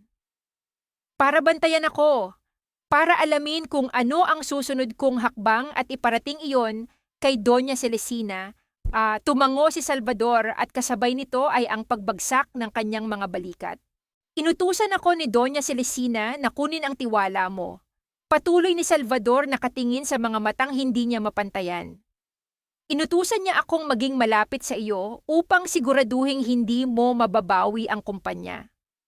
Iyon ang kondisyon niya bago niya tuluyang tanggapin ang ina ko sa aming pamilya, noong mga panahong may sakit siya. Kailangan kong sumunod, Valeria. Iyon ang aking utang na loob. Nakaramdam ng hilo si Valeria. Iyon na naman ang sumpa ng utang na loob. Ang mismong kadena na ginamit kay Graciela ay siya ring kadena na ginamit sa lalaking nasa harap niya. Kung ganoon, bakit mo pa sinasabi sa akin? Ito ngayon, kalmadong tanong ni Valeria. Humigpit ang hawak niya sa kahoy ng upuan. Nakuha na nila ang gusto nila, nakulong na ako, nabawi na nila ang kumpanya at nasira na nila ang pangalan ko. Bakit nandito ka pa? Biglang lumuhod si Salvador. Ang tuhod ng lalaking palaging kalmado at may kontrol ay bumagsak sa sahig na gawa sa marmol. Ibinalik niya ang kanyang paningin kay Valeria. Ang mga mata ng lalaki ay puno ng luha ng pagsisisi at pagdurusa. Dahil hindi ko na kaya, basag na tinig ng lalaki. Ginawa ko ang lahat ng inutos nila sa umpisa, pero nang makita ko kung paano kanila sirain, nang makita ko kung gaano ka katatag kahit mag-isa ka, hindi ko na kayang maging bahagi ng pamilyang iyon. Mas pinili ko ang pamilyang sumira sa iyo, pero ang totoo ikaw ang nag-iisang rason kung bakit hindi ako tuluyang naging halimaw na tulad nila. Inilapag ni Salvador ang makapal na brown envelope sa ibabaw ng upuan. Nandyan ang huling habilin ni Don Emilio. Ang orihinal na kopya na itinago ni Doña Celestina sa loob ng maraming taon, pabulong na wika ni Salvador. At nandyan din ang pruweba na si Doña Celestina mismo ang pumirma sa mga peking papeles na nagdiin sa ama mo noon. Napatigil si Valeria, tiningnan niya ang sobreng nasa upuan. Ito ang ebidensyang hinahanap niya. Ang dokumentong magpapatunay na inosente ang kanyang ama at magpapakulong sa taong nag-utos ng kanyang kamatayan. Ibinibigay ko ito sa iyo, Valeria, sabi ni Salvador habang nananatiling nakaluhod. Kahit alam kong ito ang magpapadala sa sarili kong kadugo sa kulungan, kahit alam kong hindi mo na ako mapapatawad, gusto ko lang ibigay sa iyo kung ano ang tama. Tinitigan ni Valeria ang nakaluhod na lalaki. Ang kanyang puso ay nahahati sa pagitan ng pait ng pagtataksil at sa katotohanan ito ang kaisa-isang taong nagtapon ng sarili nitong pamilya.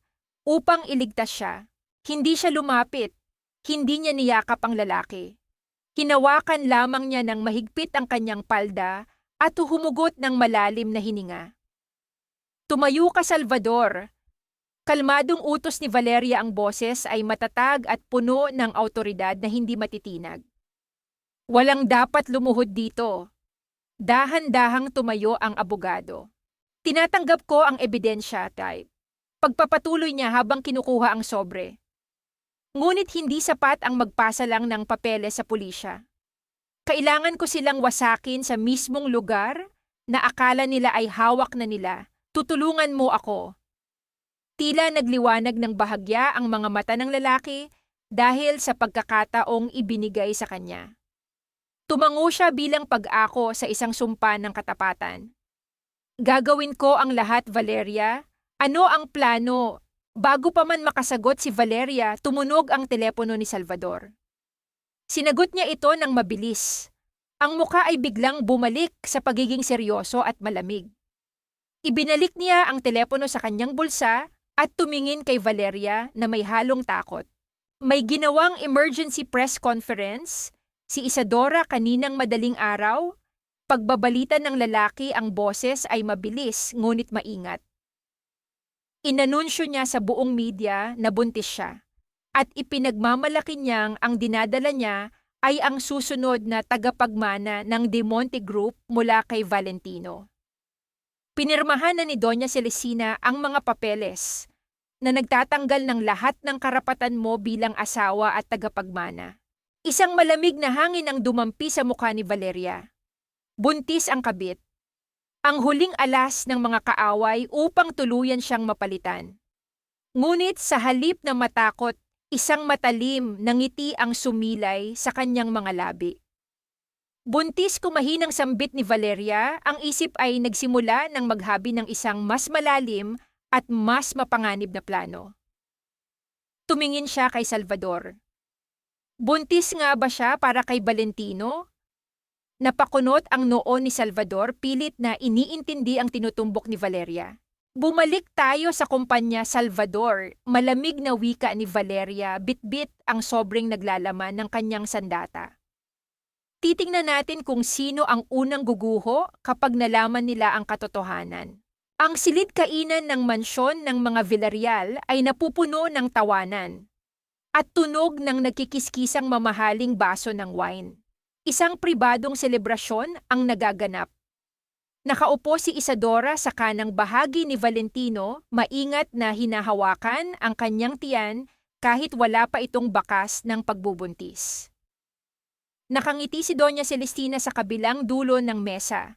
Buong pagmamalaking ipinagdiriwang ang pagbagsak ni Valeria at ang inaasahang pagsilang ng bagong tagapagmana. To the future of De Monte. Masayang alok ni Valentino sabay taas ng kanyang baso. At sa pagtatapos ng madilim na kabanata ng buhay natin kasama ang magnanakaw na iyon. Uminom ang lahat, ang kayabangan sa hangin ay napakakapal, isang ilusyon ng kapangyarihang inaakala nilang hawak na nila ng buo. Sa gitna ng kanilang kasiyahan, isang pamilyar na kasambahay ang naglakad palapit kay Valentino. May hawak itong isang kayumangging sobre na walang pangalan. Sir, may nag-iwan po nito sa gate kanina. Mabilis at nanginginig na paliwanag ng kasambahay bago ito tahimik na umatras. Kumunot ang noo ni Valentino. Ibinaba niya ang kanyang baso ng wine at kinuha ang sobre. Nang makita ni Isadora ang sobre, biglang nag-iba ang kulay ng mukha ng babae. Nawala ang kanyang matamis na ngiti at napalitan ito ng matinding pamumutla, tila nakakita ng multo. Ano iyan, babe? Pilit na pinalambing ni Isadora ang kanyang boses, inilalapit ang kamay upang kunin ang sobre mula sa kanyang asawa. Huwag mo na iyang pansinin. Baka basurahan lang iyan galing sa mga nagpoprotesta sa labas. Ngunit huli na, nabuksan na ni Valentino ang selyo. Hinila ni Valentino ang mga nilalaman nito. Isang medikal na dokumento. Nang mabasa niya ang logo ng ospital sa itaas ng pahina, lalong kumunot ang kanyang noo. Ito ang eksaktong klinika kung saan nagpatingin si Isadora noong isang linggo. Bumaba ang paningin niya sa mga linya ng resulta ng laboratorio. Patungkol ito sa DNA paternity test na isinagawa bago pa man ang kanilang press conference. Patuloy siyang nagbasa.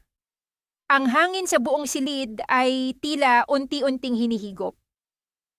Ang mga mata ni Valentino ay lumaki, ang kanyang paghinga ay bumilis. Tiningnan niya ang pangalan ng ina Isadora.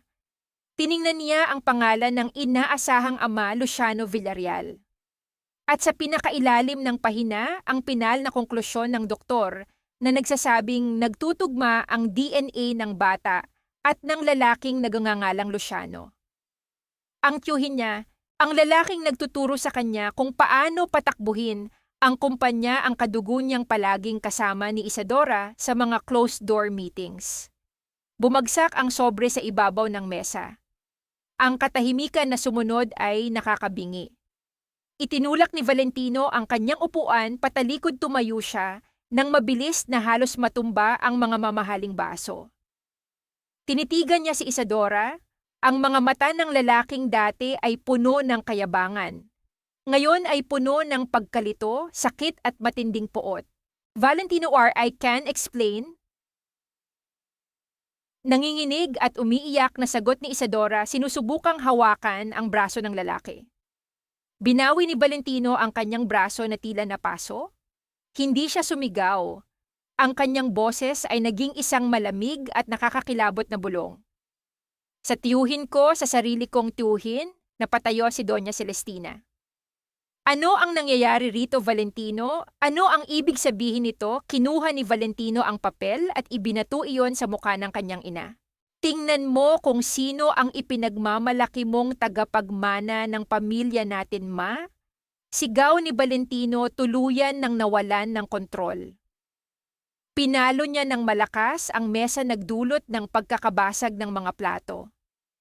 Ang batang ipinagmamalaki ninyo ay anak ng sarili mong bayaw, ginawa nila akong tanga? Kayo ang gumawa sa akin ng tanga. Namutla si Doña Celestina habang binabasa ang nilalaman ng papel. Hindi siya makapagsalita. Ang ilusyon ng perpektong pamilyang pinoprotektahan niya gamit. Ang pang-aapi kay Valeria ay biglang gumuho sa mismong harapan niya. Kinuha ni Valentino ang isang buong bote ng red wine at walang habas na inihagis ito sa pader. Nababasag ang salamin, nagkalat ang pulang likido sa puting pader na tila sariwang dugo. Lahat kayo manloloko, sigaw ni Valentino, ang kanyang mukha ay namumula sa matinding panggalit at kahihiyan. Tumakbo si Isadora paakyat ng hagdan habang si Doña Celestina ay napaupo sa silya hawak. Ang kanyang dibdib hindi matanggap ang kahihiyang sasapitin ng kanilang pangalan kapag lumabas ang balitang ito. Lumabas si Valentino ng mansyon. Hinihingal siya. Ang lalaking palaging pakiramdam ay hari ng mundo, ngayon ay naramdaman kung gaano kasakit ang maging isang basura. Ang pakiramdam ng pagtataksil na inilagay niya kay Valeria ay ngayon ay dumoble at bumalik sa kanya ng 10 beses. Sumakay siya sa kanyang kotse. Pinaandar niya ang makina ng may matinding panggigigil. Habang hawak ng mahigpit ang manibela, kinuha niya ang kanyang telepono at tinawagan si Doña Celestina. Kung sasabog tayong lahat. Malamig at galit na banta ni Valentino habang kinakausap ang kanyang ina sa telepono. Hawak ko ang lahat ng records ng mga ninakaw ninyo ni Tiyong Luciano. Pupunta ako sa pulis. Ngayon, ipapakulong ko kayong dalawa. Isasama ko ang buong pamilyang ito sa impyerno.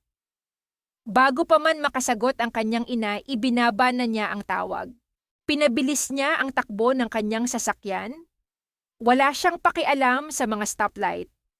Gusto lamang niyang marating ang presinto upang tapusin ang lahat. Ang galit ay bumulag sa kanyang paningin, hindi na niya napapansin ang paligid.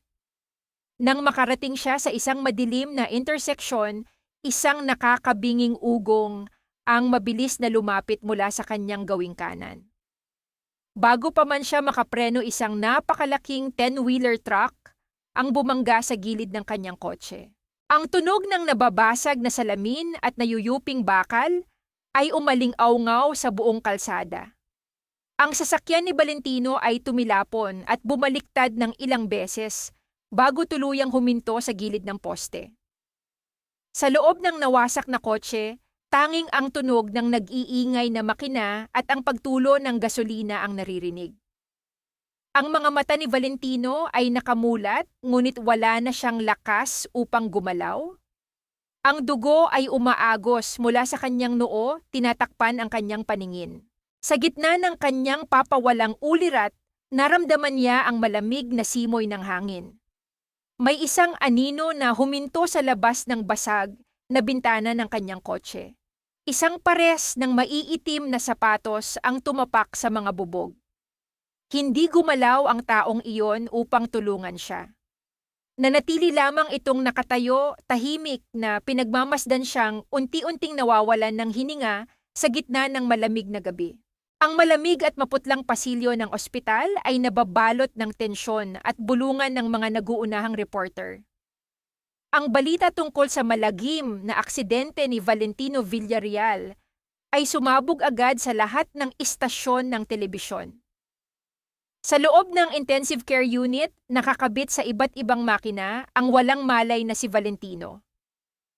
Sa labas ng salamin, nakatayo si Doña Celestina umiiyak at nagpupunas ng mga peking luha habang kumukuha ng atensyon mula sa mga kamera.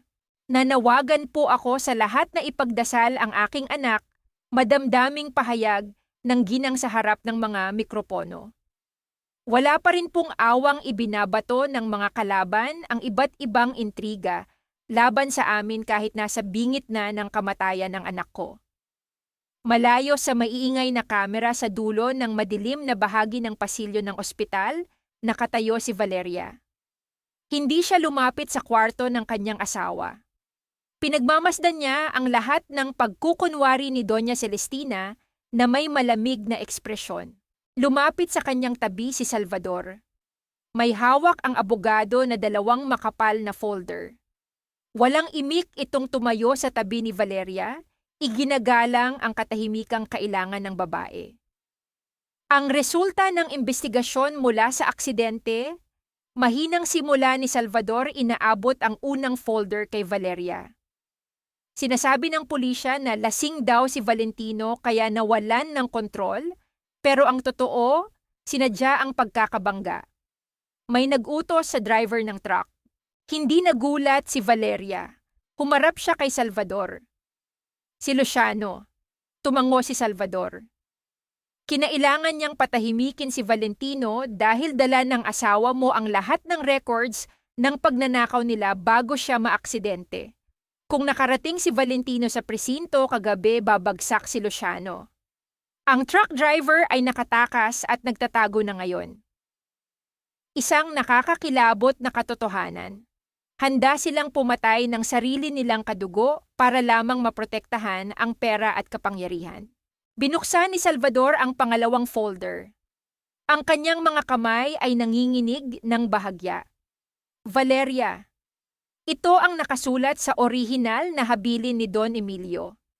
At ito rin ang mga dokumento na nagpapatunay kung sino ang pumirma sa mga peking account na isinisi sa tatay mo. Kinuha ni Valeria ang mga papeles. Binasa niya ang bawat linya, bawat salita ay bumabaon sa kanyang isipan na parang mga pako.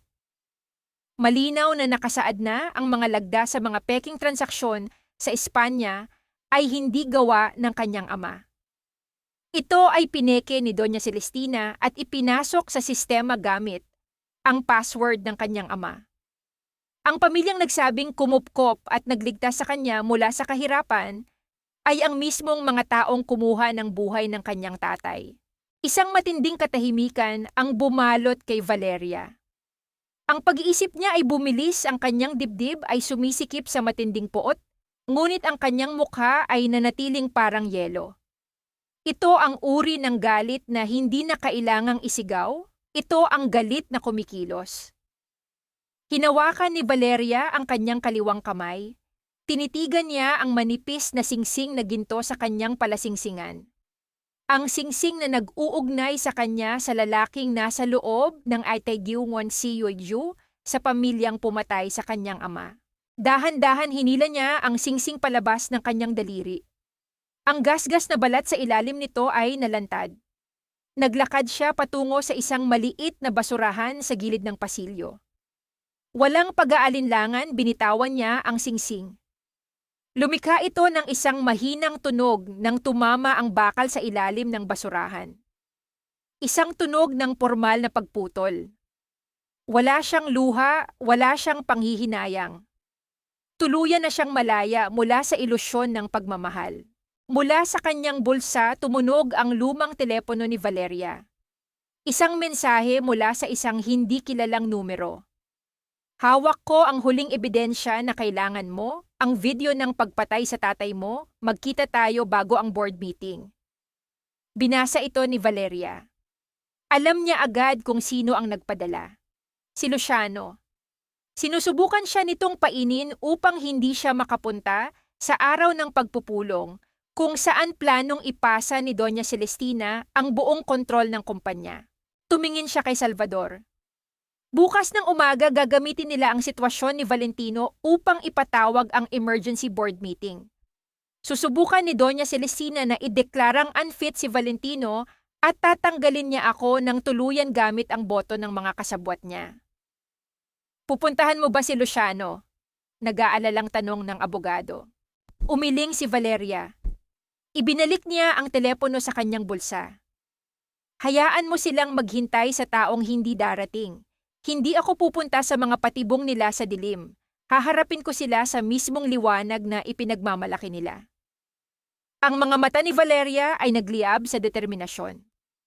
Ihanda mo ang lahat ng papeles, Salvador. Bukas wawasakin natin ang buong kaharian nila. Umikot si Valeria at naglakad palayo sa ICU, iniiwan ang pamilya Villarreal sa kanilang sariling mga kasinungalingan. Sa bawat hakbang niya, ang tunog ng kanyang sapatos sa sahig ay tila nagbabadya ng isang paparating na unos na walang sinuman ang makakapigil. Ang araw ay sumikat nang may dalang kakaibang init sa paligid ng matataas na gusali sa Makati. Sa loob ng pinakamalaking conference room ng De Monte Group, ang hangin ay kasing bigat ng tingga. Nakaupo si Doña Celestina sa kabisera ng mahabang mesa, suot ang kanyang paboritong itim na perlas na nagpapakita ng peking pagluluksa para sa naaksidenteng anak. Sa kanyang tabi ay si Luciano, tahimik at may mapagmataas na ngiti, iniisip na tuluyan na nilang napilay si Valeria. Dahil hindi ito sumipot sa kanyang patibong kagabi. Lahat tayo ay apektado sa mga nangyari. Panimula ni Doña Celestina, ang kanyang tinig ay umaalingaw-ngaw sa buong silid. Ngunit ang kumpanya ay kailangang magpatuloy. Ang aking anak na si Valentino ay nasa kritikal na kondisyon. At ang kanyang asawa na si Valeria ay pinaghahanap na ng batas dahil sa pagnanakaw ng pondo ng ating kumpanya. Bilang ina at bilang tagapagtanggol ng kumpanyang ito, hinihiling ko ang inyong boto upang formal na tanggalin si Valeria at ibalik sa aking pangalan ang buong kapangyarihan bilang chairman. Nagsimulang magbulungan ang mga board members, may ilang tumango, handang ibigay ang kanilang suporta sa matanda. Itinaas ni Luciano ang kanyang kamay upang pangunahan ang botohan. Ngunit bago pa man may makapagsalita, bumukas ng malakas ang mabibigat na pintong gawa sa kahoy. Tumigil ang lahat. Pumasok si Valeria. Wala na ang babaeng laging nakayuko at nakasuot ng lumang damit pambahay. Wala na ang babaeng tahimik na tumatanggap ng mga pangiinsulto. Nakasuot siya ng isang perpektong puting suit na sumisimbolo ng kanyang kalinisan. Ang kanyang mga mata ay matalim at walang bahid ng takot. Sa kanyang likuran ay naglalakad si Attorney Salvador, bitbit ang isang projector at mga makakapal na folder. Napatayo si Doña Celestina. Namula ang mukha ng matanda sa galit. Security, bakit nakapasok ang kriminal na ito sa loob ng building? Hulihin ninyo siya. Ang mga pulis na tinawag mo para hulihin ako ay nasa labas. Doña Celestina, kalmadong sagot ni Valeria. Ang boses niya ay hindi sumisigaw, ngunit sapat ang lakas nito upang manginig ang mga salamin sa silid. Ngunit hindi sila nandito para sa akin. Nandito sila para sa iyo. Naglakad si Valeria patungo sa unahan sa mismong harapan ni Doña Celestina. Samantala, mabilis na ikinonekta ni Salvador ang laptop sa malaking screen ng boardroom. Mga Ginoo, patuloy ni Valeria humarap sa mga board members. Inakusahan ako na nagnakaw ng pondo ng kumpanya papunta sa mga offshore accounts. Inakusahan ang aking ama na gumawa rin nito maraming taon na ang nakalipas. Ngunit ang totoo ay iba ang mukha ng mga magnanakaw na kaharap ninyo ngayon. Pumitik si Salvador. Nagliwanag ang malaking screen. Lumabas ang lahat ng dokumento na nakuha nila mula sa tagong vault ni Don Emilio. Mga pahina ng bank statements, mga pekeng lagda at ang mga orihinal na resibo mula sa bangko sa Espanya. Ito ang mga lagda ni Doña Celestina na tumutugma ng perpekto sa mga pineking dokumento na sumira sa pangalan ng aking ama, paliwanag ni Salvador habang inililipat ang mga larawan.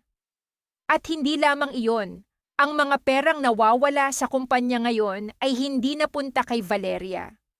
Pumasok ito sa mga sikretong account ni Luciano Villarreal. Nagkagulo ang mga tao sa loob ng silid. Ang mga direktor na kanina ay sumusuporta sa mga Villarreal ay biglang napaatras. Nanlaki ang mga mata ni Luciano, tumayo siya pinagpapawisan. Kasinungalingan iyan, mga pineking dokumentos, iyan para siraan kami, muling pumitik si Salvador. Isang audio recording ang nagplay sa buong silid. Ito ang usapan ni Luciano at Doña Celestina sa loob ng opisina noong gabing sinira nila ang peking hard drive. Masyadong nagmamagaling ang asawa ng anak ko. Ang bobo talaga ng Valeria na iyan. Tonight, we erase the last trace of her father's innocence. Ang mga boses ni Luciano at Doña Celestina ay malinaw na maririnig. Malinaw ang kanilang pagyayabang at pag-amin sa kanilang mga krimen. Nawalan ng kulay ang mukha ni Doña Celestina. Ang babaeng palaging may kontrol sa lahat ay unti-unting nakaramdam ng pagguho ng lupa sa ilalim ng kanyang mga paa. Ang kapangyarihang ipinagmamalaki niya ay biglang naging alikabok. Tapos na ang laro ninyo, malamig na anunsyo ni Valeria. Bumukas muli ang pinto at sa pagkakataong ito pumasok ang mga pulis na may dalang warrant of arrest. Lumapit sila kina Luciano at Doña Celestina. Tinangka ni Luciano na tumakbo patungo sa fire exit, ngunit mabilis siyang naharang at napusasan ng mga awtoridad. Nang maramdaman ni Doña Celestina ang malamig na bakal sa kanyang mga pulso, nanginig ang buo niyang katawan. Ang kanyang kayabangan ay tuluyang nabasag, napatingin ang matanda kay Valeria. Ang mga mata nito ay nanlalaki sa takot at kahihiyan. Dahan-dahan ang ginang na palaging naguutos sa kanya na kumain sa sahig ay kusang lumuhod sa harapan ng buong board. Valeria? Umiiyak na pagsusumamo ni Doña Celestina, ang kanyang boses ay basag at puno ng desperasyon. Parang awa mo na, huwag mong gawin ito sa pamilya natin, maawa ka. Ang pangalan natin, ang reputasyon natin, parang awa mo na tulungan mo ako. Ang mga kamay ng matanda ay sinusubukang hawakan ang laylayan ng damit ni Valeria. Ngunit tahimik na umatras si Valeria ng isang hakbang. Hindi niya itinulak ang ginang, hindi niya ito sinigawan. Pinanood lamang niya itong nagmamakaawa. Inayos ni Valeria ang manggas ng kanyang suit. Tiningnan niya ng diretso ang umiiyak na matanda sa sahig. Ang nagpapahirap sa isang tao ay hindi ang kawalan ng pera, Doña Celestina. Mahina ngunit malalim na wika ni Valeria, isang tinig na tatak sa isipan ng lahat ng naroroon. Ang nagpapahirap sa isang tao ay ang kawalan ng dignidad. At matagal na kayong mahirap. Ang katahimikan na sumunod sa mga salitang iyon ay mas masakit kaysa sa anumang sigaw. Walang nagtangkang magsalita habang pilit na itinatayo ng mga pulis ang ginang upang ilabas sa silid. Tumalikod si Valeria, pilit na isinisigaw ni Doña Celestina ang kanyang pangalan habang hinihila siya palabas, ngunit hindi na lumingon si Valeria. Ang laban ay tapos na. Ang katarungan para sa kanyang ama ay tuluyan ng nakamit. Ang malamig na pader ng city jail ay naglalabas ng amoy ng kalawang at matinding pangungulila. Ang lugar na ito ang naging huling hantungan ng mga taong naligaw sa kanilang sariling kasakiman. Umupo si Valeria sa tapat ng salamin na naghihiwalay sa mga bisita at mga preso. Ang kanyang damit ay simple, walang bahid ng yamang nakuha niya mula sa kumpanya dahil sa sandaling ito hindi siya ang chairman ng Demonte. Siya ay si Valeria, ang babaeng naiwan ng mga taong minahal niya. Bumukas ang bakal na pinto sa kabilang bahagi ng salamin. Pumasok si Graciela. Nakasuot ang kanyang matalik na kaibigan ng kulay kahel na uniporme ng preso. Ang buhok nito ay magulo, ang mga mata ay malalim at namumugto dahil sa walang katapusang pag-iyak. Kusa itong sumuko sa mga awtoridad at umamin bilang kasabwat sa mga peking transaksyon ni Luciano. Umupo si Graciela sa kabilang upuan. Nanginginig ang kamay nitong kinuha ang telepono sa gilid ng salamin. Kinuha rin ni Valeria ang telepono sa kanyang panig.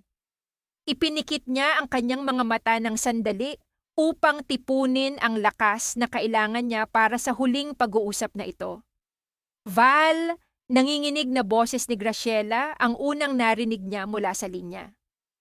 Hindi ko inaasahan na dadalawin mo ako pagkatapos ng lahat ng ginawa ko. Tinitigan ni Valeria ang mukha ng kanyang kaibigan.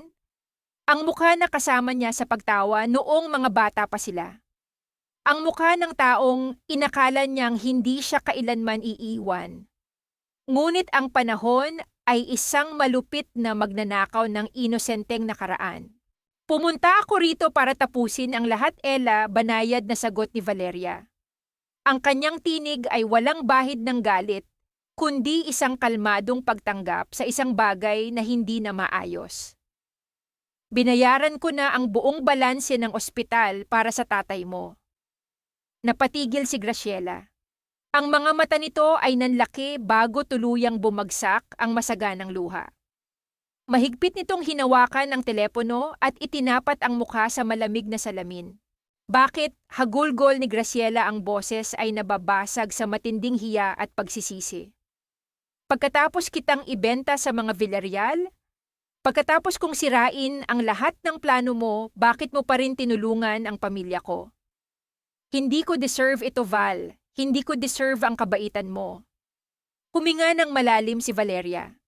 Ang kanyang mga mata ay nanatiling tuyo. Ginawa ko iyon hindi dahil sa utang na loob at hindi rin para patawarin ka. Sagot ni Valeria, ang boses ay kasing linaw ng batis. Ginawa ko iyon dahil hindi ko hahayaang kainin ng galit ang puso ko tulad ng ginawa ng mga Villarreal sa atin. Ang pamilya mo ay walang kasalanan sa naging desisyon mo. Ikaw ang pumili, Ella. At ngayon kailangan mong harapin ang kapalit ng pinili mo. Ang katotohanan ay mas masakit kaysa sa anumang parusa. Umiyak nang umiyak si Graciela, paulit-ulit na humihingi ng tawad.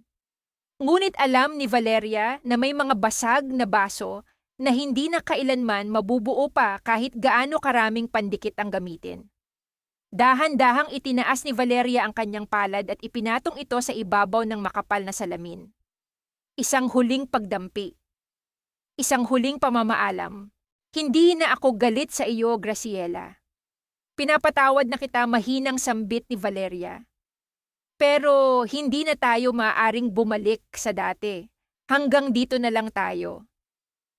Ibinaba ni Valeria ang telepono nang hindi hinihintay ang sagot ni Graciela.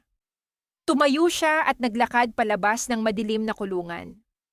Ang kanyang dibdib ay magaan.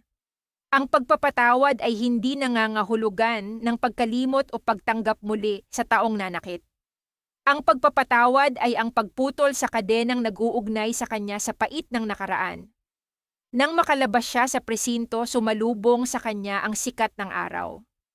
Pumikit siya at hinayaan ang init na yakapin ang kanyang mukha. Tumunog ang kanyang telepono. Isang mensahe mula sa kanyang sekretarya sa De Monte Group. Binasa niya ito at biglang natigil ang kanyang paghinga. Nakasulat sa mensahe, nagpasa po ng resignation letter si Attorney Salvador kaninang umaga. Nilinis na po niya ang kanyang opisina at papunta na daw po siya sa airport, para sa kanyang flight papuntang Canada. Ang puso ni Valeria ay bumilis ang tibok. Ang lalaking nagsilbing anino at proteksyon niya sa pinakamadilim na bahagi ng kanyang buhay ay tahimik na umaalis ng walang paalam. Ang lalaking pinili siyang iligtas kaysa sa sarili nitong kadugo ay pinipiling iwan siya ngayon dahil sa takot na patuloy nitong ipaalala ang sakit na dinulot ng mga Villarreal. Pinaandar ni Valeria ang makina ng kanyang kotse. Hindi siya maaring pumayag. Hindi sa pagkakataong ito. Pinaharurot niya ang sasakyan patungo sa paliparan. Habang binabagtas ang kalsada ang kanyang isip, ay puno ng mga alaala. Ang payong sa ilalim ng ulan. Ang mainit na jacket sa nanginginig niyang mga balikat. Ang pagluhod nito sa loob ng simbahan. Si Salvador ang tanging natirang totoo sa mundong puno ng kasinungalingan. Nang makarating siya sa airport, halos takbuhin niya ang kahabaan ng departure area. Ang tunog ng kanyang sapatos ay umaalingaw-ngaw habang inililibot ang kanyang paningin sa dami ng mga pasaherong naglalakad.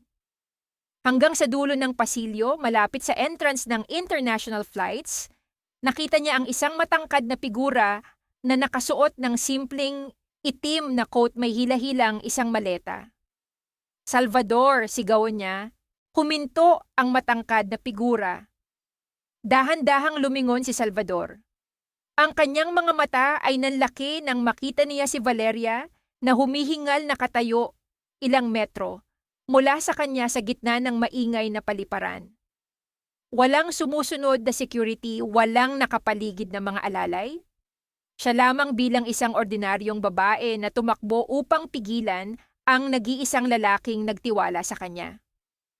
Lumapit si Valeria. Ang kanyang paghinga ay mabilis, ngunit ang kanyang paningin ay diretso.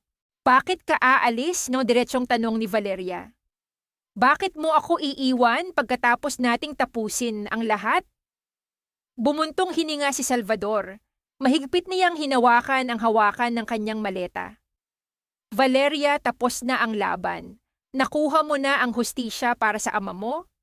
Nabawi mo na ang kumpanya?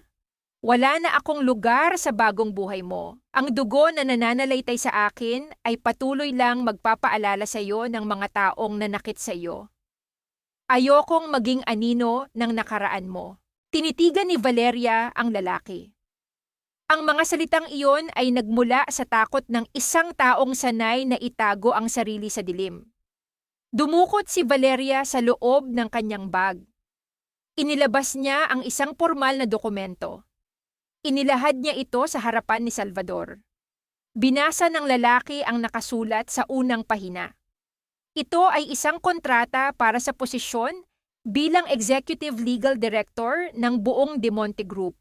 Hindi ko ginagamit ang kapangyarihan ko bilang chairman para pilitin kang manatili, malumanay na wika ni Valeria. Ang kanyang boses ay tila isang malambot na unan matapos ang mahabang araw ng digmaan. Nandito ako dahil kailangan kita. Kailangan ko ng isang taong nakikita ako. Bilang ako, hindi bilang isang asawa na kailangang maglingkod, hindi bilang isang basurahan ng mga kasalanan at hindi bilang isang bilyonaryo. Nakita mo ako noong mga panahong ako ay isang anino lamang, Salvador. Natigilan si Salvador. Ang pader na matagal niyang itinayo sa paligid ng kanyang puso ay unti-unting nadurog sa simpleng pakiusap ng babaeng nasa harap niya. Nililinis ko na ang kumpanya, patuloy ni Valeria, ang mga mata ay kumikinang sa pag-asa.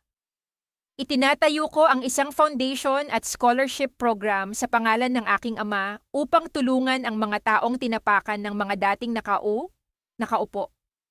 Hindi ko iyon kayang gawin mag-isa. Kailangan ko ng kakampi na alam ang halaga ng katotohanan. Isang nakakabinging katahimikan ang namagitan sa kanila, sinasabayan lamang ng mga anunsyo mula sa speaker ng paliparan. Ngunit sa pagitan nilang dalawa, ang mundo ay tila huminto. Binitawan ni Salvador ang kanyang maleta. Hakbang-hakbang lumapit siya kay Valeria.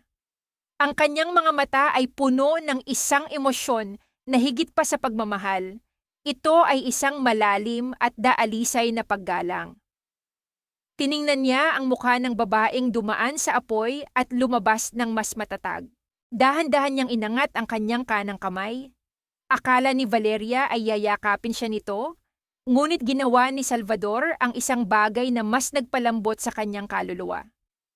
Mahigpit at mainit niyang hinawakan ang kamay ni Valeria at dahan-dahan niya itong idinikit sa kanyang sariling noo, isang pagmamano ng kaluluwa. Isang tanda ng matinding pagkilala at pagrespeto na hindi kailanman nakuha ni Valeria mula sa sinuman. Sa pagdampi ng kanyang kamay sa noo ni Salvador, naramdaman ni Valeria na ang lahat ng bigat, lahat ng sugat at lahat ng pagdurusa ng nakaraan ay tuluyan ng tinangay ng hangin. Nag-angat ng paningin si Salvador at binigyan siya ng isang tipid ngunit tapat na ngiti. Sasamahan kita, Valeria. Hanggang sa dulo, walang halik, walang mabulaklak na salita. Ang kanilang mga hininga ay magkalapit at sa espasyong iyon ay nabuo ang isang pangako ng kapayapaan na hindi mabibili ng anumang halaga ng pera. Ilang buwan ang lumipas matapos ang araw na iyon sa paliparan. Ang araw ay sumisikat ng maliwanag at mainit sa itaas ng matataas na gusali ng Makati. Ang De Monte Group ay hindi na ang dating madilim na imperyo na pinamumunuan ng kasakiman at takot. Ang mga dating empleyado na nasisante ng walang dahilan ay ibinalik at binigyan ng tamang benepisyo. Ang pondo na dating napupunta sa mga sikretong account ay ngayon ay nagpapaaral sa daan-daang kabataan mula sa mahihirap na probinsya sa ilalim ng pangalan ng ama ni Valeria. Si Luciano at Doña Celestina ay naghihintay ng kanilang hatol sa likod ng rehas, inabandona ng mga taong dati nilang binabayaran. Si Valentino, matapos makaligtas sa aksidente, ay nanatiling paralisado, ang kalahating katawan na iwang mag-isa sa isang pasilidad matapos siyang takasan ni Isadora. Nadala ang mga natitirang alahas nito. Ang hustisya ay hindi na naging isang pangarap lamang. Ito ay naging isang katotohanang sila mismo ang gumuhit gamit ang kanilang sariling mga kasalanan. Sa pinakamataas na palapag ng gusali, tumayo si Valeria sa harap ng malaking salamin na bintana pinagmamasdan ng buong syudad. Wala na siyang suot na apron. Ang kanyang buhok ay maayos na bumabagsak sa kanyang mga balikat, at ang kanyang mukha ay nagliliwanag sa kalmado at malinis na kapayapaan. Isang taon matapos ang malaking unos ang lumang mansyon ng mga Villarreal, ay nabili ng De Monte Group at ginawang opisyal na headquarters ng foundation na ipinangalan sa ama ni Valeria. Ang dating lugar na nagtago sa kasakiman at pang-aapi ay nagliliwanag ngayon bilang isang tahanan ng pag-asa. Nakatayo si Valeria sa harap ng malaking salamin. Suot niya ang isang formal ngunit simpleng damit na kulay puti. Walang mabibigat na alahas na sumasakal sa kanyang leeg, tanging ang malinis at payapang ngiti ng isang babaeng tuluyan nang nakalaya sa sariling mga kadena. Dahan-dahang bumukas ang pinto. Pumasok si Salvador. Ang magaan at maaliwalas nitong presensya ay malayo sa malamig na abogadong nakilala niya noon. Hindi na ito nagtatago sa anino ng kanyang pamilya, kundi isang tapat na kasama na kusang piniling tumayo sa tabi niya. Nagkatinginan silang dalawa at sabay na naglakad palabas patungo sa Grand Hall. Habang binabagtas nila ang mahabang pasilyo, hindi na iwasan ni Valeria na alalahanin ang nakaraan. Dito mismo sa pasilyong ito siya nagtago noon. Ang gabing nakasuot siya ng lukot na uniporme ng serbidora, may yakap na pilak na tray at pilit na tinatanggap ang 500 pisong tip habang pinagtatawanan ng mga nag-aangkin ng yaman. Ang lugar na ito ang naging saksi sa kanyang pinakamalalim na kahihiyan. Dati ang hangin dito ay nakakasakal at amoy pagmamataas. Ngayon malinis na hangin at amoy ng mga sariwang bulaklak na ang bumabalot sa paligid. Huminto si Valeria sa mismong pintuan ng malaking bulwagan. Huminga siya ng malalim at inihakbang ang kanyang paa papasok. Pagpasok niya, unti-unting natigil ang mga mahihinang bulungan. Ang kwartong dati ay pinuno ng mga mapanghusgang matang tumatawa sa kanya, ay ngayon ay pinupuno ng mga scholar ng foundation, mga bagong empleyado at mga taong binigyan niya ng pangalawang pagkakataon. Nang makita nila si Valeria na naglalakad sa gitna ng pasilyo, walang sino man ang nag-utos sa kanila. Walang nagpilit, Kusa at tahimik na tumayo ang lahat ng tao sa loob ng Grand Hall. Ang mga mata nila ay nakatingin sa kanya, hindi dahil sa takot at lalong hindi dahil sa awa. Nakatingin sila taglay ang isang malalim at tunay na paggalang para sa babaeng nagturo sa kanila kung ano ang ibig sabihin ng paninindigan at habag. Wala nang tumatawag sa kanya na kasambahay. Wala nang kumukutya sa kanyang nakaraan. Tumigil si Valeria sa harap. Nilingon niya si Salvador na nakatayo malapit sa pintuan, tahimik, na pinagmamasdan siya taglay ang isang seryoso, ngunit punong-puno ng pagmamalaking paningin. Ibinalik ni Valeria ang kanyang tingin sa mga taong nakatayo at naghihintay sa kanya. Isang malambot at totoong ngiti ang sumilay sa kanyang mga labi. Napatunayan niya sa sarili na ang dignidad ay hindi kailanman mabibili ng kahit anong halaga ng salapi, at hindi rin ito mananakaw ng sinuman kahit gaano pa nila subukang ibaon ang isang tao sa lupa. Ang tunay na yaman ay ang kakayahang tumayo ng tuwid matapos ang bagyo. At sa pagkakataong ito, si Valeria ay nakatayo ng taas noo, hindi na bilang isang anino ng iba, kundi bilang sarili niyang liwanag.